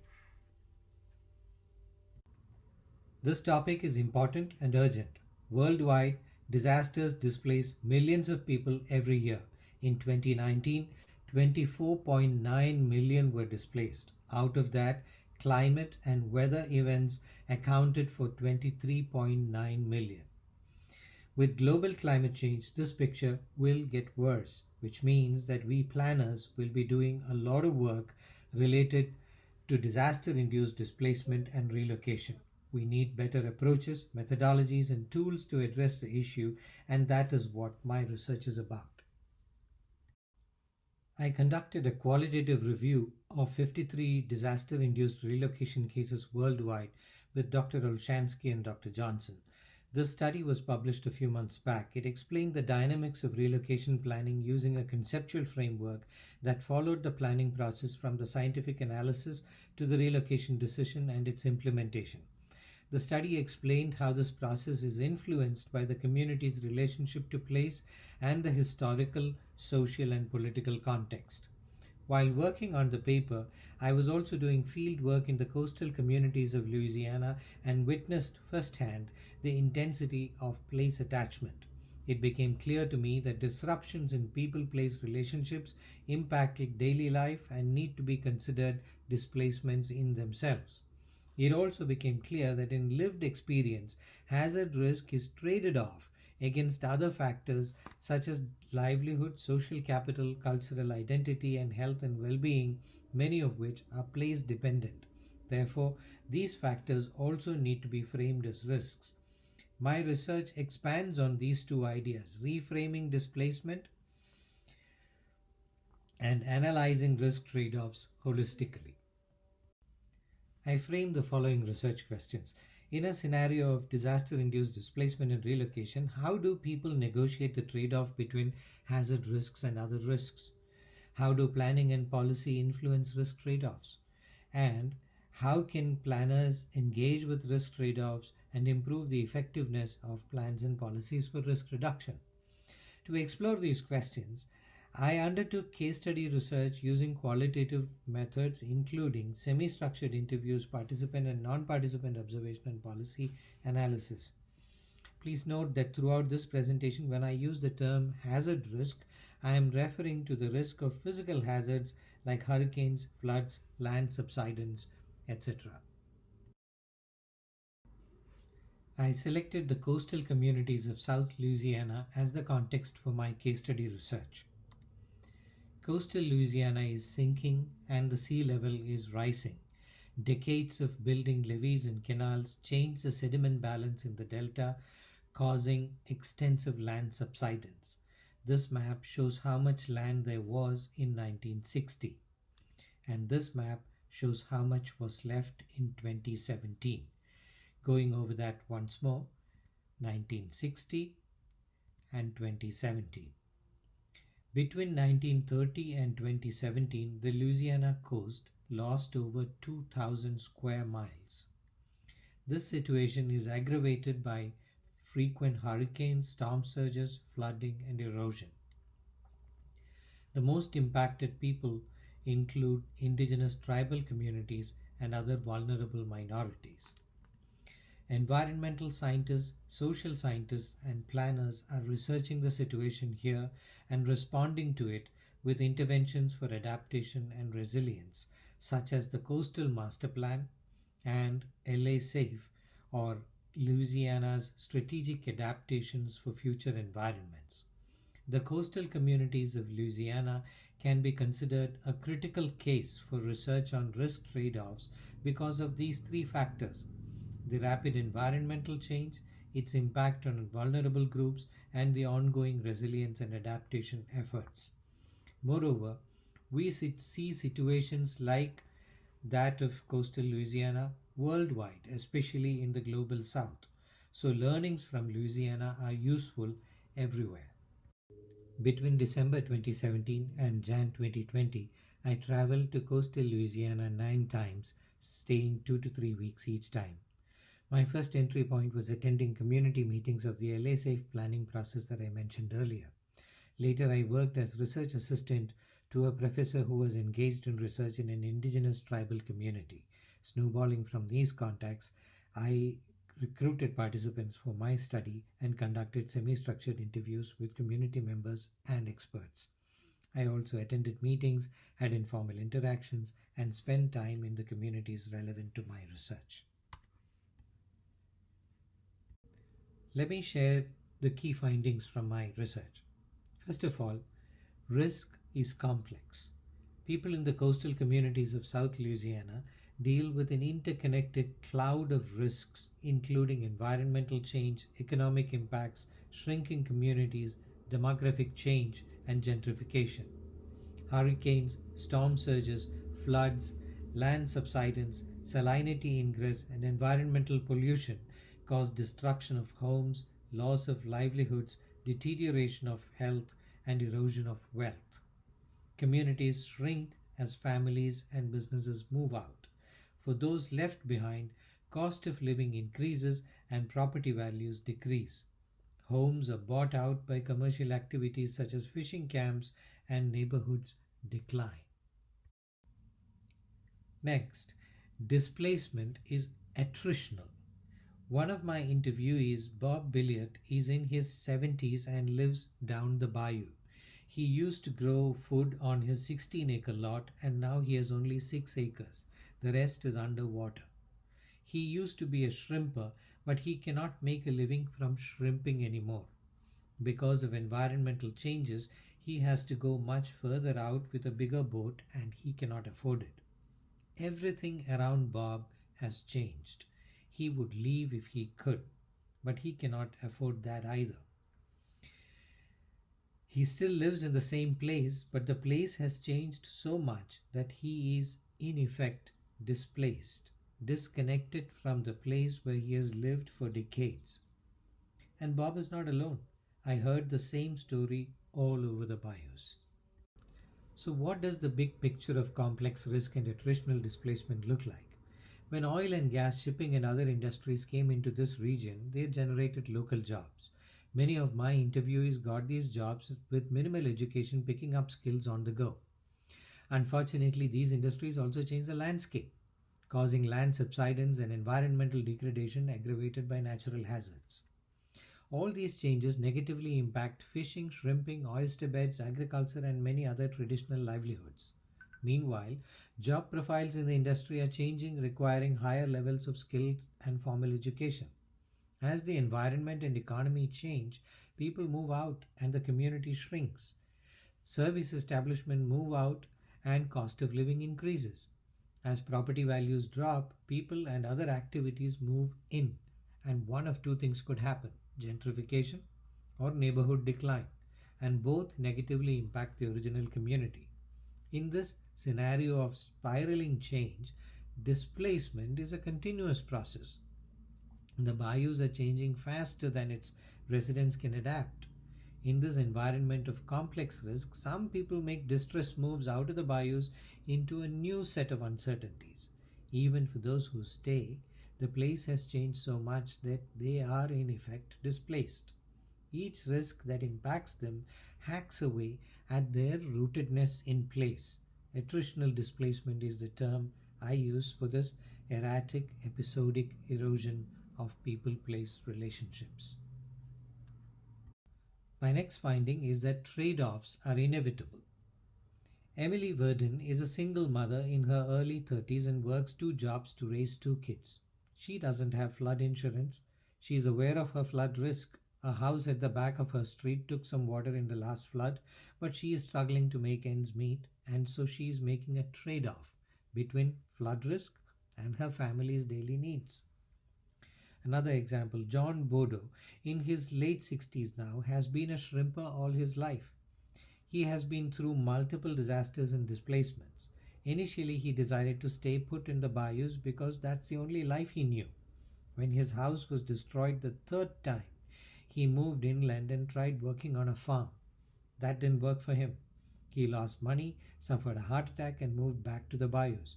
Now he lives in a mobile home down bayou in a high-risk situation so that he can maintain his relationship to community and place. Emily and John are not alone. Most of my interviewees were fully cognizant of the hazard risk in their place of residence, but they had many other immediate risks to deal with. The policy environment shapes the risk landscape. Let me give 2 examples. First, let us look at Louisiana's Strategic Adaptations for Future Environments, or LA SAFE. This was a community-centered strategic planning process carried out in 2017-18 with a one-time funding from the Housing and Urban Development Department and several foundations. The planners engaged intensively with local communities and helped them identify projects such as this one for a safe harbor for fishing boats, a project that reduces livelihood risk and helps people and helps the community adapt to environmental change and be resilient to natural hazards. Now let's look at the Coastal Master Plan prepared by the state's Coastal Protection and Restoration Authority, backed by law and state funding. This plan proposes investments to protect and restore the wetland region. The planners chose projects using a decision tool that compares them on 2 criteria, maximizing land and maximizing risk reduction. While the scientific risk assessments were very rigorous, the social aspects were not. Unfortunately, many low-income traditional communities, their way of life and cultural assets have been undervalued in the process, and they have been left out of proposals for coastal protection. Changes in the risk landscape caused by policy interventions such as these 2 plans also influence the trade-offs that people make. We have seen that risk is complex, displacement is attritional, trade-offs are inevitable, and the policy environment shapes the risk landscape. So what can planners do about it? In my explorations, I came across risk trade-off analysis, a policy analysis tool developed in the 1990s, and I decided to explore its use in my study context. This framework differentiates between target risks and countervailing risks or unintended consequences. It identifies 4 types of trade-offs. I used this framework to examine risk trade-offs that people make and those that policies create. Let me illustrate with one example for each.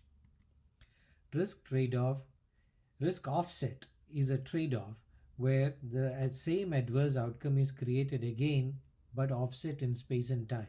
For example, a family that I interviewed moved from a flood-prone area to a place they thought was safer, but soon that place also became flood-prone.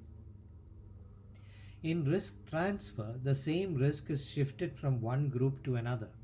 For example, the Morgan's to the Gulf levee system reduces flood risk for communities inside it, while increasing flood risk to some communities outside the levee system.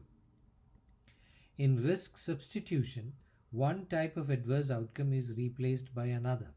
After many disasters, when John sold his bayou house and moved to Thibodeau to work on a farm, he substituted hazard risk with risk to livelihood and health.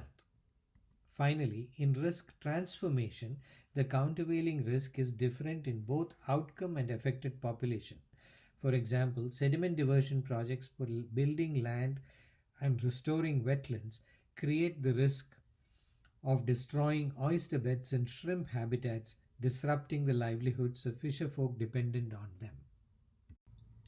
Researchers in the space of climate justice have been critically examining the role of planning and policy, uncovering issues of justice and equity in disaster recovery, displacement, relocation, managed retreat, adaptation, and resilience.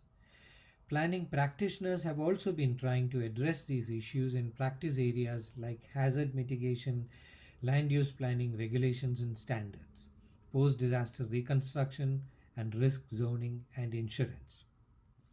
To researchers and practitioners, I have the following insights to offer from my research.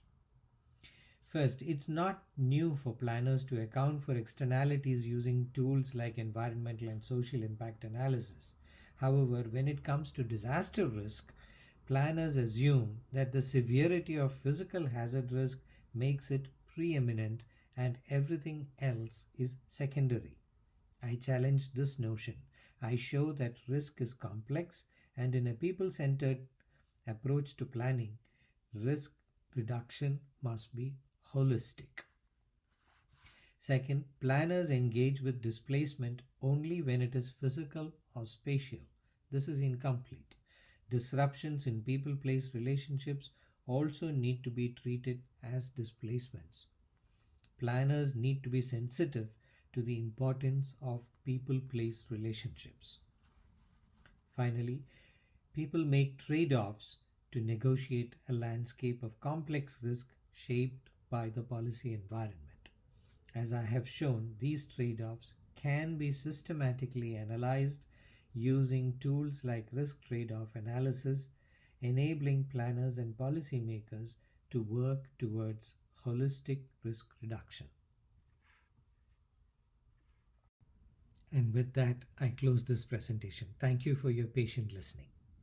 Video recording and a fantastic presentation. I wish Brt Challenges was here. We could have had, more active sort of engagement, but that was a very interesting study. Gargi, do we have Devika ji with us? No, we don't. We don't. So I think we have, we don't have any more speakers, but I'm sure there must be some questions that people may have posed, but yeah. And I can see them coming on screen a little bit. I see Maitreyi has sent a question from Came from the audience here. Yeah, who must have come from the audience, and I see it in the chat box, which is how can we provide first mile and last mile service for transit users?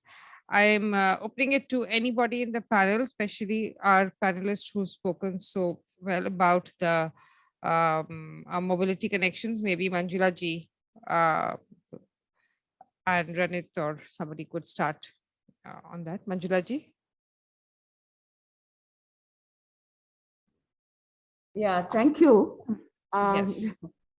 First and last mile is, of course, very important for public transit, because without that, the mode share of public transport cannot really increase, because unlike private transport, public transport is not, you can't get into a bus at your home and you can't, get out of the bus at the office. Like, you need to do some walking and whatever. So, as I mentioned in the transit-oriented development, my presentation, we are looking at improving the footpath connectivity to the stations, metro stations or suburban stations and so on. And also, these stations would be providing some space for parking of cycles or parking of, let us say, shared mobility, because shared mobility is also being used extensively today for providing first and last mile connectivity. So therefore, unless we need to plan well and ensure that the walkability and cyclability to the stations is generally improved by providing improved infrastructure. And to that effect, in the TOD planning that is being done, and also multimodal integration planning that is being done, for the new metro stations, about 30 metro stations that are coming up on our new lines. We are actually looking into each area, station area, and trying to prepare a specific plan for improving this last and first mile connectivity.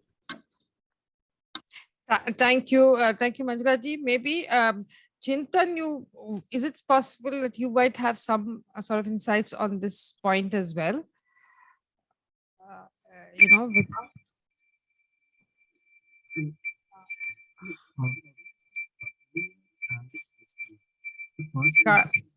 There's an audio issue, Chintan. Am I audible? There's an echo there, I think, there's a sound.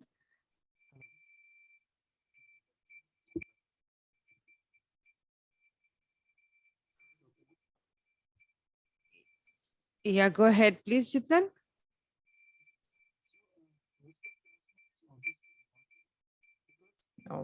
Maybe that needs a little sorting. Can't hear you. No, yeah, we can't hear you, Chintan.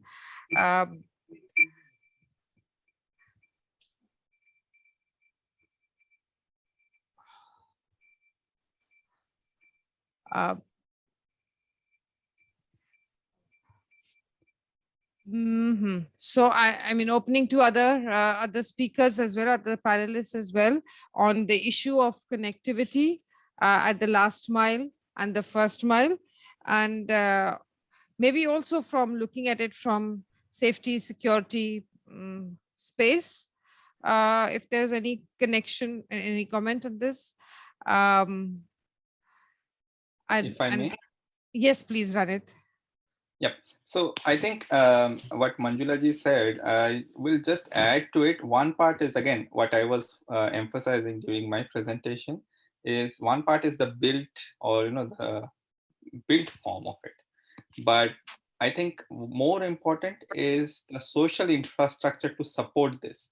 And what happens in many times, in case of a disaster event or even a hazard event, I won't call it a disaster, it's a hazard event.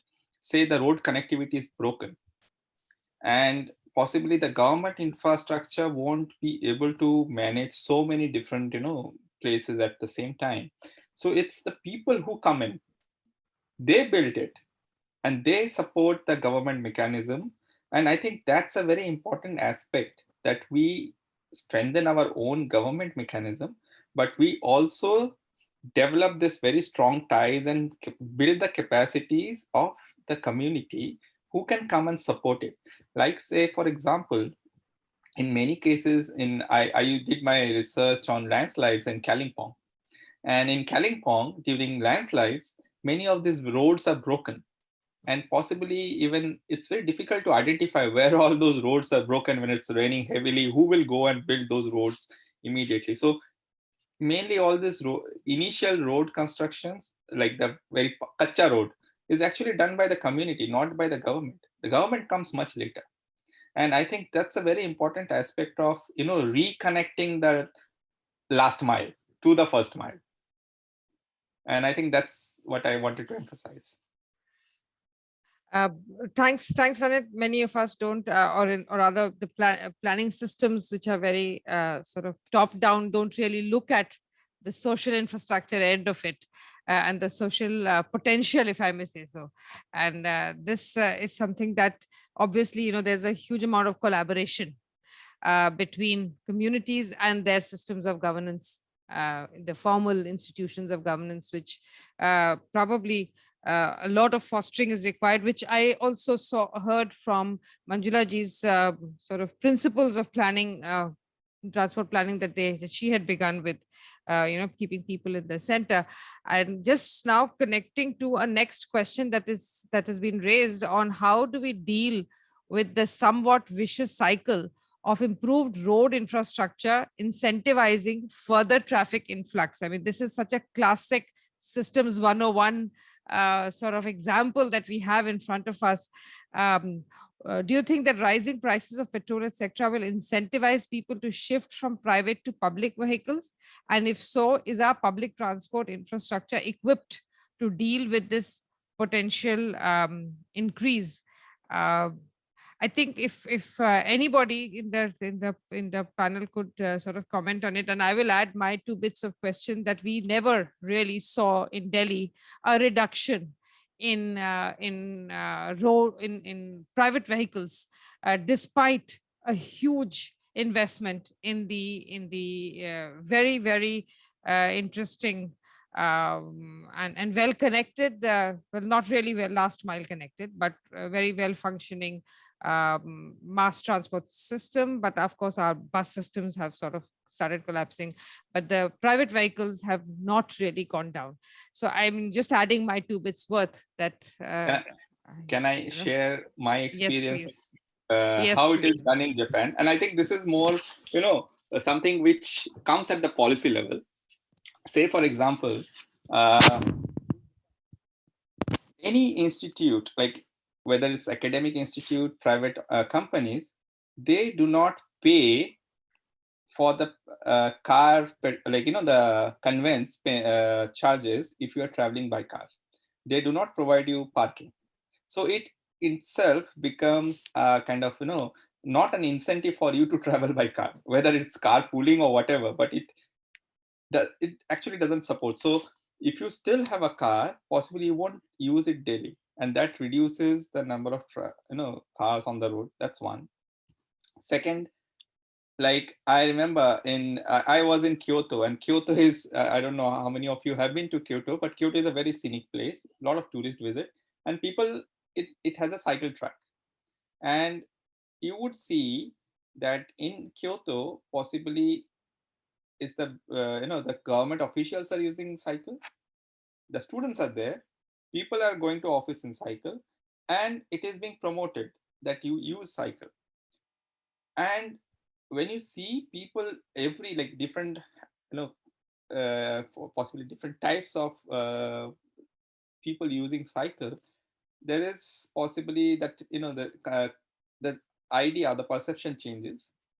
But what you see in India is people who implement or who make policies to use cycle don't travel by cycle. So it's for someone who possibly cannot afford a car is supposed to travel by cycle, but that's possibly becomes a deterrent. Like, why, if you are implementing the policy and you are not traveling by a cycle, why should I can also afford as you can afford.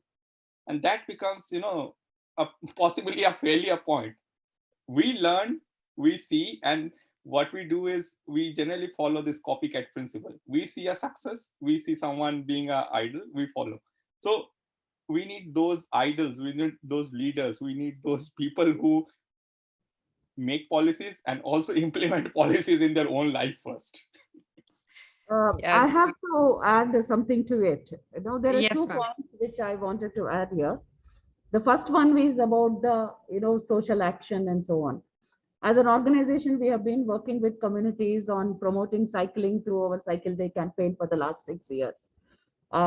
We recently started one other initiative called Sustainable Urban Mobility Accords, where we actually work with the community and focus on improving walkability, cyclability, placemaking, and the kind of interventions. The design is done with the community. The community identifies what needs to be done. So the kind of intervention that come out of the community or something, definitely I agree. In a top-down approach, you will not be thinking about. Like in one community, people actually looked at and told us how disabled people with disabilities would find difficult to access metro station. So I definitely endorse the view that we need to take, engage with the communities, right? The second aspect is that in order to kind of discourage use of personal vehicles, we need a bouquet of initiatives. It is not just one that we are talking about.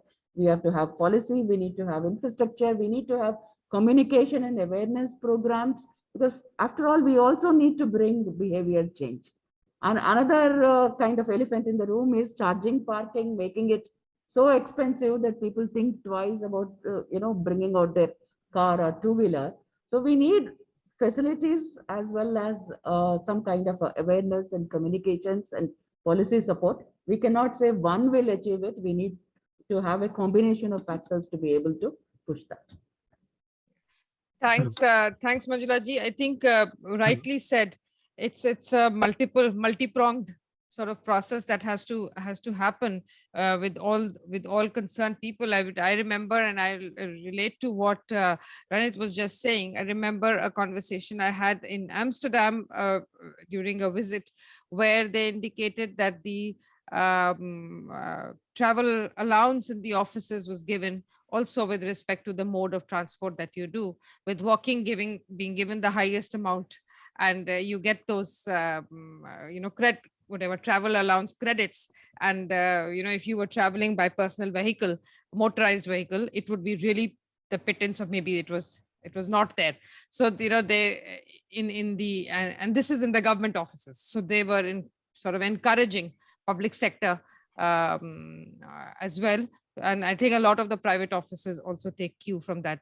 So that's one sort of push that was being done, and exactly what Manjula ji said, that's one part of it, but the other part really is also on many other fronts that we have to put. And I'm wondering whether Chintan is still Yes, yes. Am I audible now? You're Am I audible. audible? Fantastic. Yeah, fantastic. And Okay. if besides the point of last mile connectivity, you could also emphasize a little bit about challenges on the BRT implementation that you may have seen in Yes, terms. yes. Okay, so first I would talk about the topic which is going on. In WRI, we have this public transport allowance concept. So our entire team is encouraged to use public transport. So that is like Ranit also said that yes, policy is important. Many countries, cities are having this policy of containing the vehicle population growth. Okay, so Singapore has a vehicle capping policy. So they know how much road they will expand, and proportionately they cap number of vehicles which will come on road in that particular year. So yearly they allot a quota of vehicles, and only so much vehicles can come onto the road. So they know what their supplies and demands, how to manage them. Many cities also do like if you have a parking space available, then only you can buy a car. So basically they ensure that you are not going to park and block the roads. Okay, so there are different policy initiatives which have been taken. Otherwise, in India, while we purchase a car, we have only 6 or to 12% of or maximum 18% of permit or taxes on it. While if you go to European countries, or even in Sri Lanka, if your price of vehicle is X, you are at least paying 60 to 100 or 150 times more. So bringing car on road is discouraged. So that is a policy thing which can actually make the vehicle population growth in control. The other question which has been shown is that because of this petrol price, public will shift, and are our transport systems ready? So I would say that our transport systems are currently designed for the captive users. Our route plans, our network structures, frequencies are based on captive users, because these are the users which don't have a choice. But those people who would be shifting from two-wheelers and four-wheeler are the choice riders. And for them, we might need to understand their mobility patterns and reorganize our routing structure and even the frequencies of the services, whether it is metro or buses. So there is a lot of redundant capacities which are available. Only thing is reorganizing them to bring in those choice users also, in addition to the captive users. Okay, so this is regarding the current deliberations which was going on. The other question which you asked was on BRT challenges. So yes, there are, I have seen at least 6 BRTs being implemented, and there are various challenges which came into picture. Implementation challenges obviously are there, but like key challenges, what I will say is, first is the perception of public, even the political views or something, that why this bus lane is being built, why it is taking my space on the road. So that is a perspective which is first coming to the people's mind, public's mind, and even the political part. So because they have to justify why they are going to do this. Okay, so as per IRC codes, we know that every lane has certain capacities, and you cannot increase more number of, you cannot pass through more number of people if beyond that capacities. But BRT single lane is taking 1.5 to 2 times more passengers currently in India itself. It can even go to 4 times than the single lane outside. So we know that the lane built today can even take the loads in future. So they are like our reserve capacities, and today they are also functioning well. People forget to see, they always see on the right side that the bus lane is there, but people don't see on the left side where the unauthorized parkings are there. So if we have 3 lanes of a road, if one lane is blocked with the even small number of parking, illegal parkings also, they are reducing the effective capacity of the road by 33%. Okay, so that has to be understood.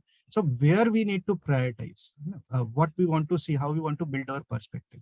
So that if people are ready to accept your systems, then it is much easier for government also to accept that and build that systems. Okay. This second thing is obviously the traffic regulations, because it is also public behavior, like people entering the BRT lane and controlling them is a major challenge for the organizations, because these are usually built by corporations or development authorities. The systems are done by them and operated by a dedicated body which is running bus operations, but they don't have a legal authority to penalize the people who are entering into that lane. Okay, so that is by a second authority, which is at a state level, that is police.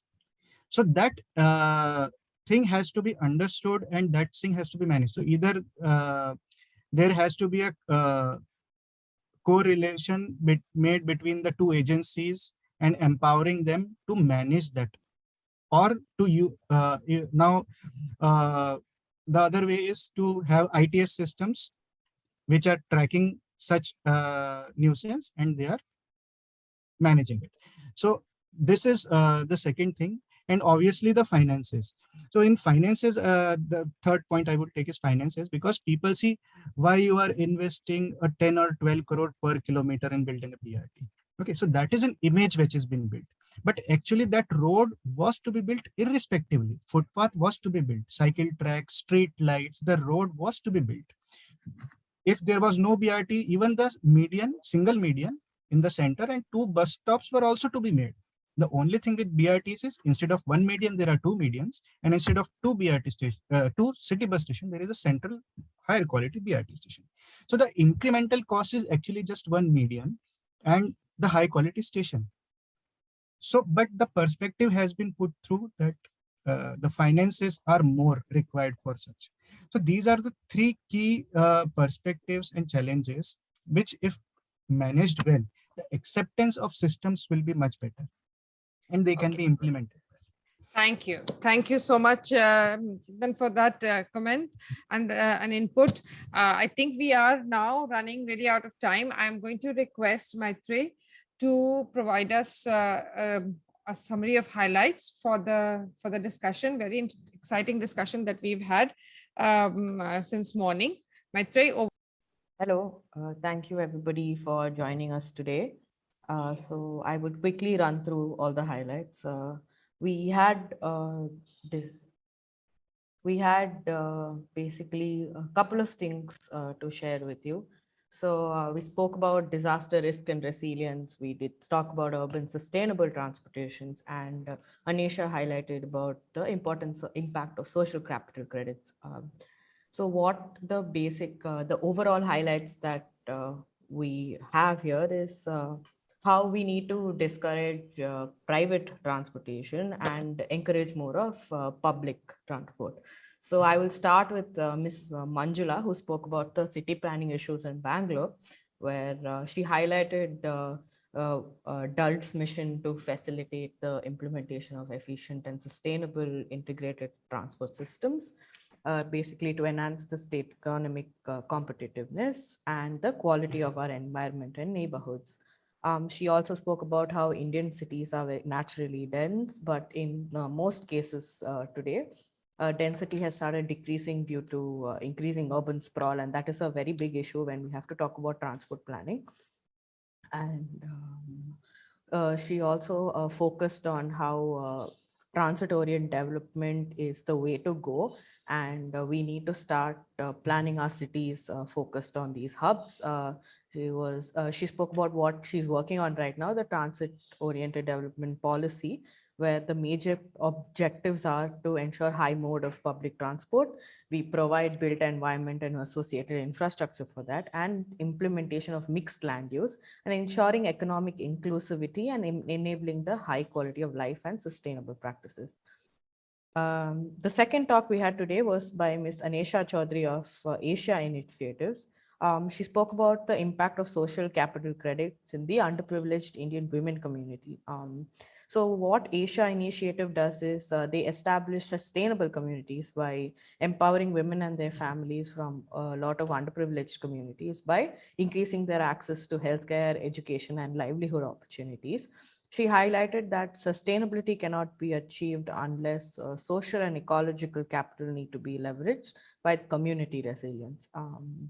Then she spoke about what she has been working on, the SOCCs. What it does, it incentivizes communities to leverage their own social capital to improve their neighborhood through deep conversation with all levels of stakeholders, cascading of learning, and upskilling. So then she moved on and spoke about the examples of SOCCs they've implemented in Rajasthan, Gujarat, and Odisha, and where management was led by the women farmers and integrated the watershed development, which was used to strengthen the traditional water structures and how their families could have water and food security now. Moving on from social capital credits, we will go into bus rapid transit systems, which was talked about by Mr. Chintan. He first spoke about mobility and how when we talk about mobility, there is a need to understand that some people don't have a requirement. Most people, in fact, 1/4 of them are on foot. Only 40 to 50% of the population are the one who require transport, and 60% can use public transport, and that is what will be the desired thing in the upcoming years. He spoke about how sustainable public transport has various benefits. It's affordable and equitable connectivity. It improves accessibility to everybody. It definitely reduces traffic congestion, time saving, and fuel consumption, since we know that petrol prices are all going up everywhere, and it is environmental friendly. Then he highlighted why people do not take public transport. Of course, because the Indian transport system has a lot of time delays. It's not reliable. There's no comfort while you wait during the journey. Our bus infrastructure is not enough. There's definitely safety issues, and most of these are inaccessible. There's also quality accessibility and prestige, because we have so many different types of people living in our communities, and traditional planning and management mechanisms are a very big hindrance to this. And there is no maintenance of these bus rapid transit systems. Then he went into detail about how he had implemented and what were the challenges and benefits to this. We will move on from this, and then we will go to Mr. Rahul Srivastava's talk, where he highlighted not about transport, but about mobility.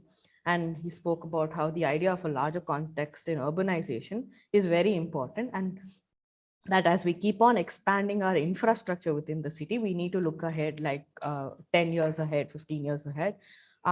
He also spoke about a small study which he had done with his co-founder, where they had researched in the villages of Ratnagiri. There was a lot of movement of people from the Ratnagiri villages to Bombay.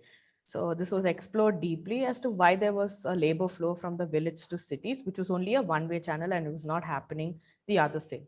So he spoke about the patterns of urbanization are very complex because they comprised of dual economies where people live in both the villages and in the cities. And he sorry, just one quick thing, Maitreyi, if you don't mind. Yeah.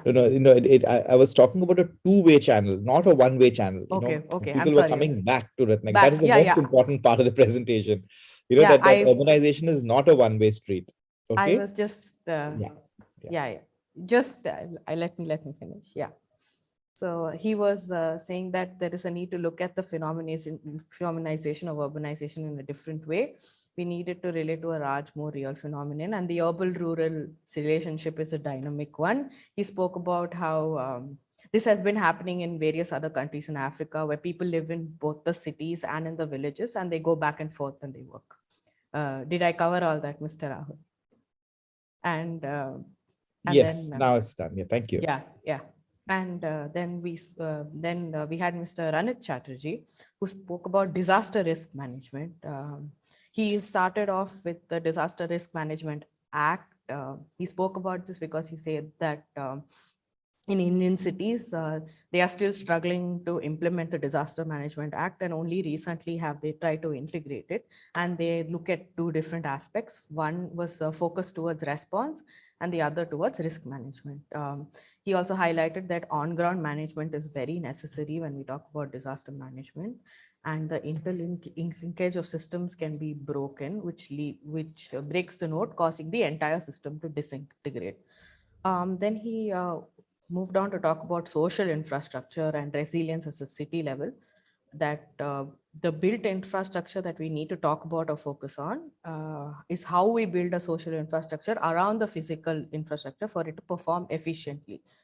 And he highlighted by saying that we need to look at how governance at the city level can bring this change. And there is a need to come up with a government mechanism at the city level, and also a need to look into the current organizational structure that cities have and invest in human resource, as well as building linkages with the stakeholders that the city can rely on. Finally, from Mr. Balchandran's presentation, he also spoke about disaster risk and management, and he spoke about his own research, which was the coastal Louisiana relocation. He highlighted that relocation projects usually just focus on risk posed by physical hazards, both natural and human-made. Then he also emphasized that displacement and relocation disrupt life in numerous ways, and we need better approaches, methodologies, and tools to address this issue. His study on coastal Louisiana basically explained how this process is influenced by the community's relation to the place and the historical, social, and political context. Disruptions in people-place relationship impact daily life, and these need to be considered as displacement themselves. He concluded by saying that risk is very complex, displacement is attritional, and trade-offs are inevitable. The policy environment shapes the risk landscape, wherein people make trade-offs to negotiate this risk. He says that trade-offs can be systematically analyzed using tools like risk trade-off analysis, enabling planners and policymakers to work towards a holistic risk reduction. I would conclude by saying that thank you all for joining us today, and over to Ms. Zeenat for her closing comment. Thank you, Maitreyi and Gargi, and everyone who's supporting this process. And of course, very, very deep thanks to all the panelists and speakers. Very interesting and fascinating discussions. And I will just say one word or one statement in a sense that we see the very intense, very close systemic nature of the cities and its connection with hinterland. And as I think Rahul pointed out to us, the hinterland is not only necessarily the immediate hinterland, it is also a the footprint extends much further off to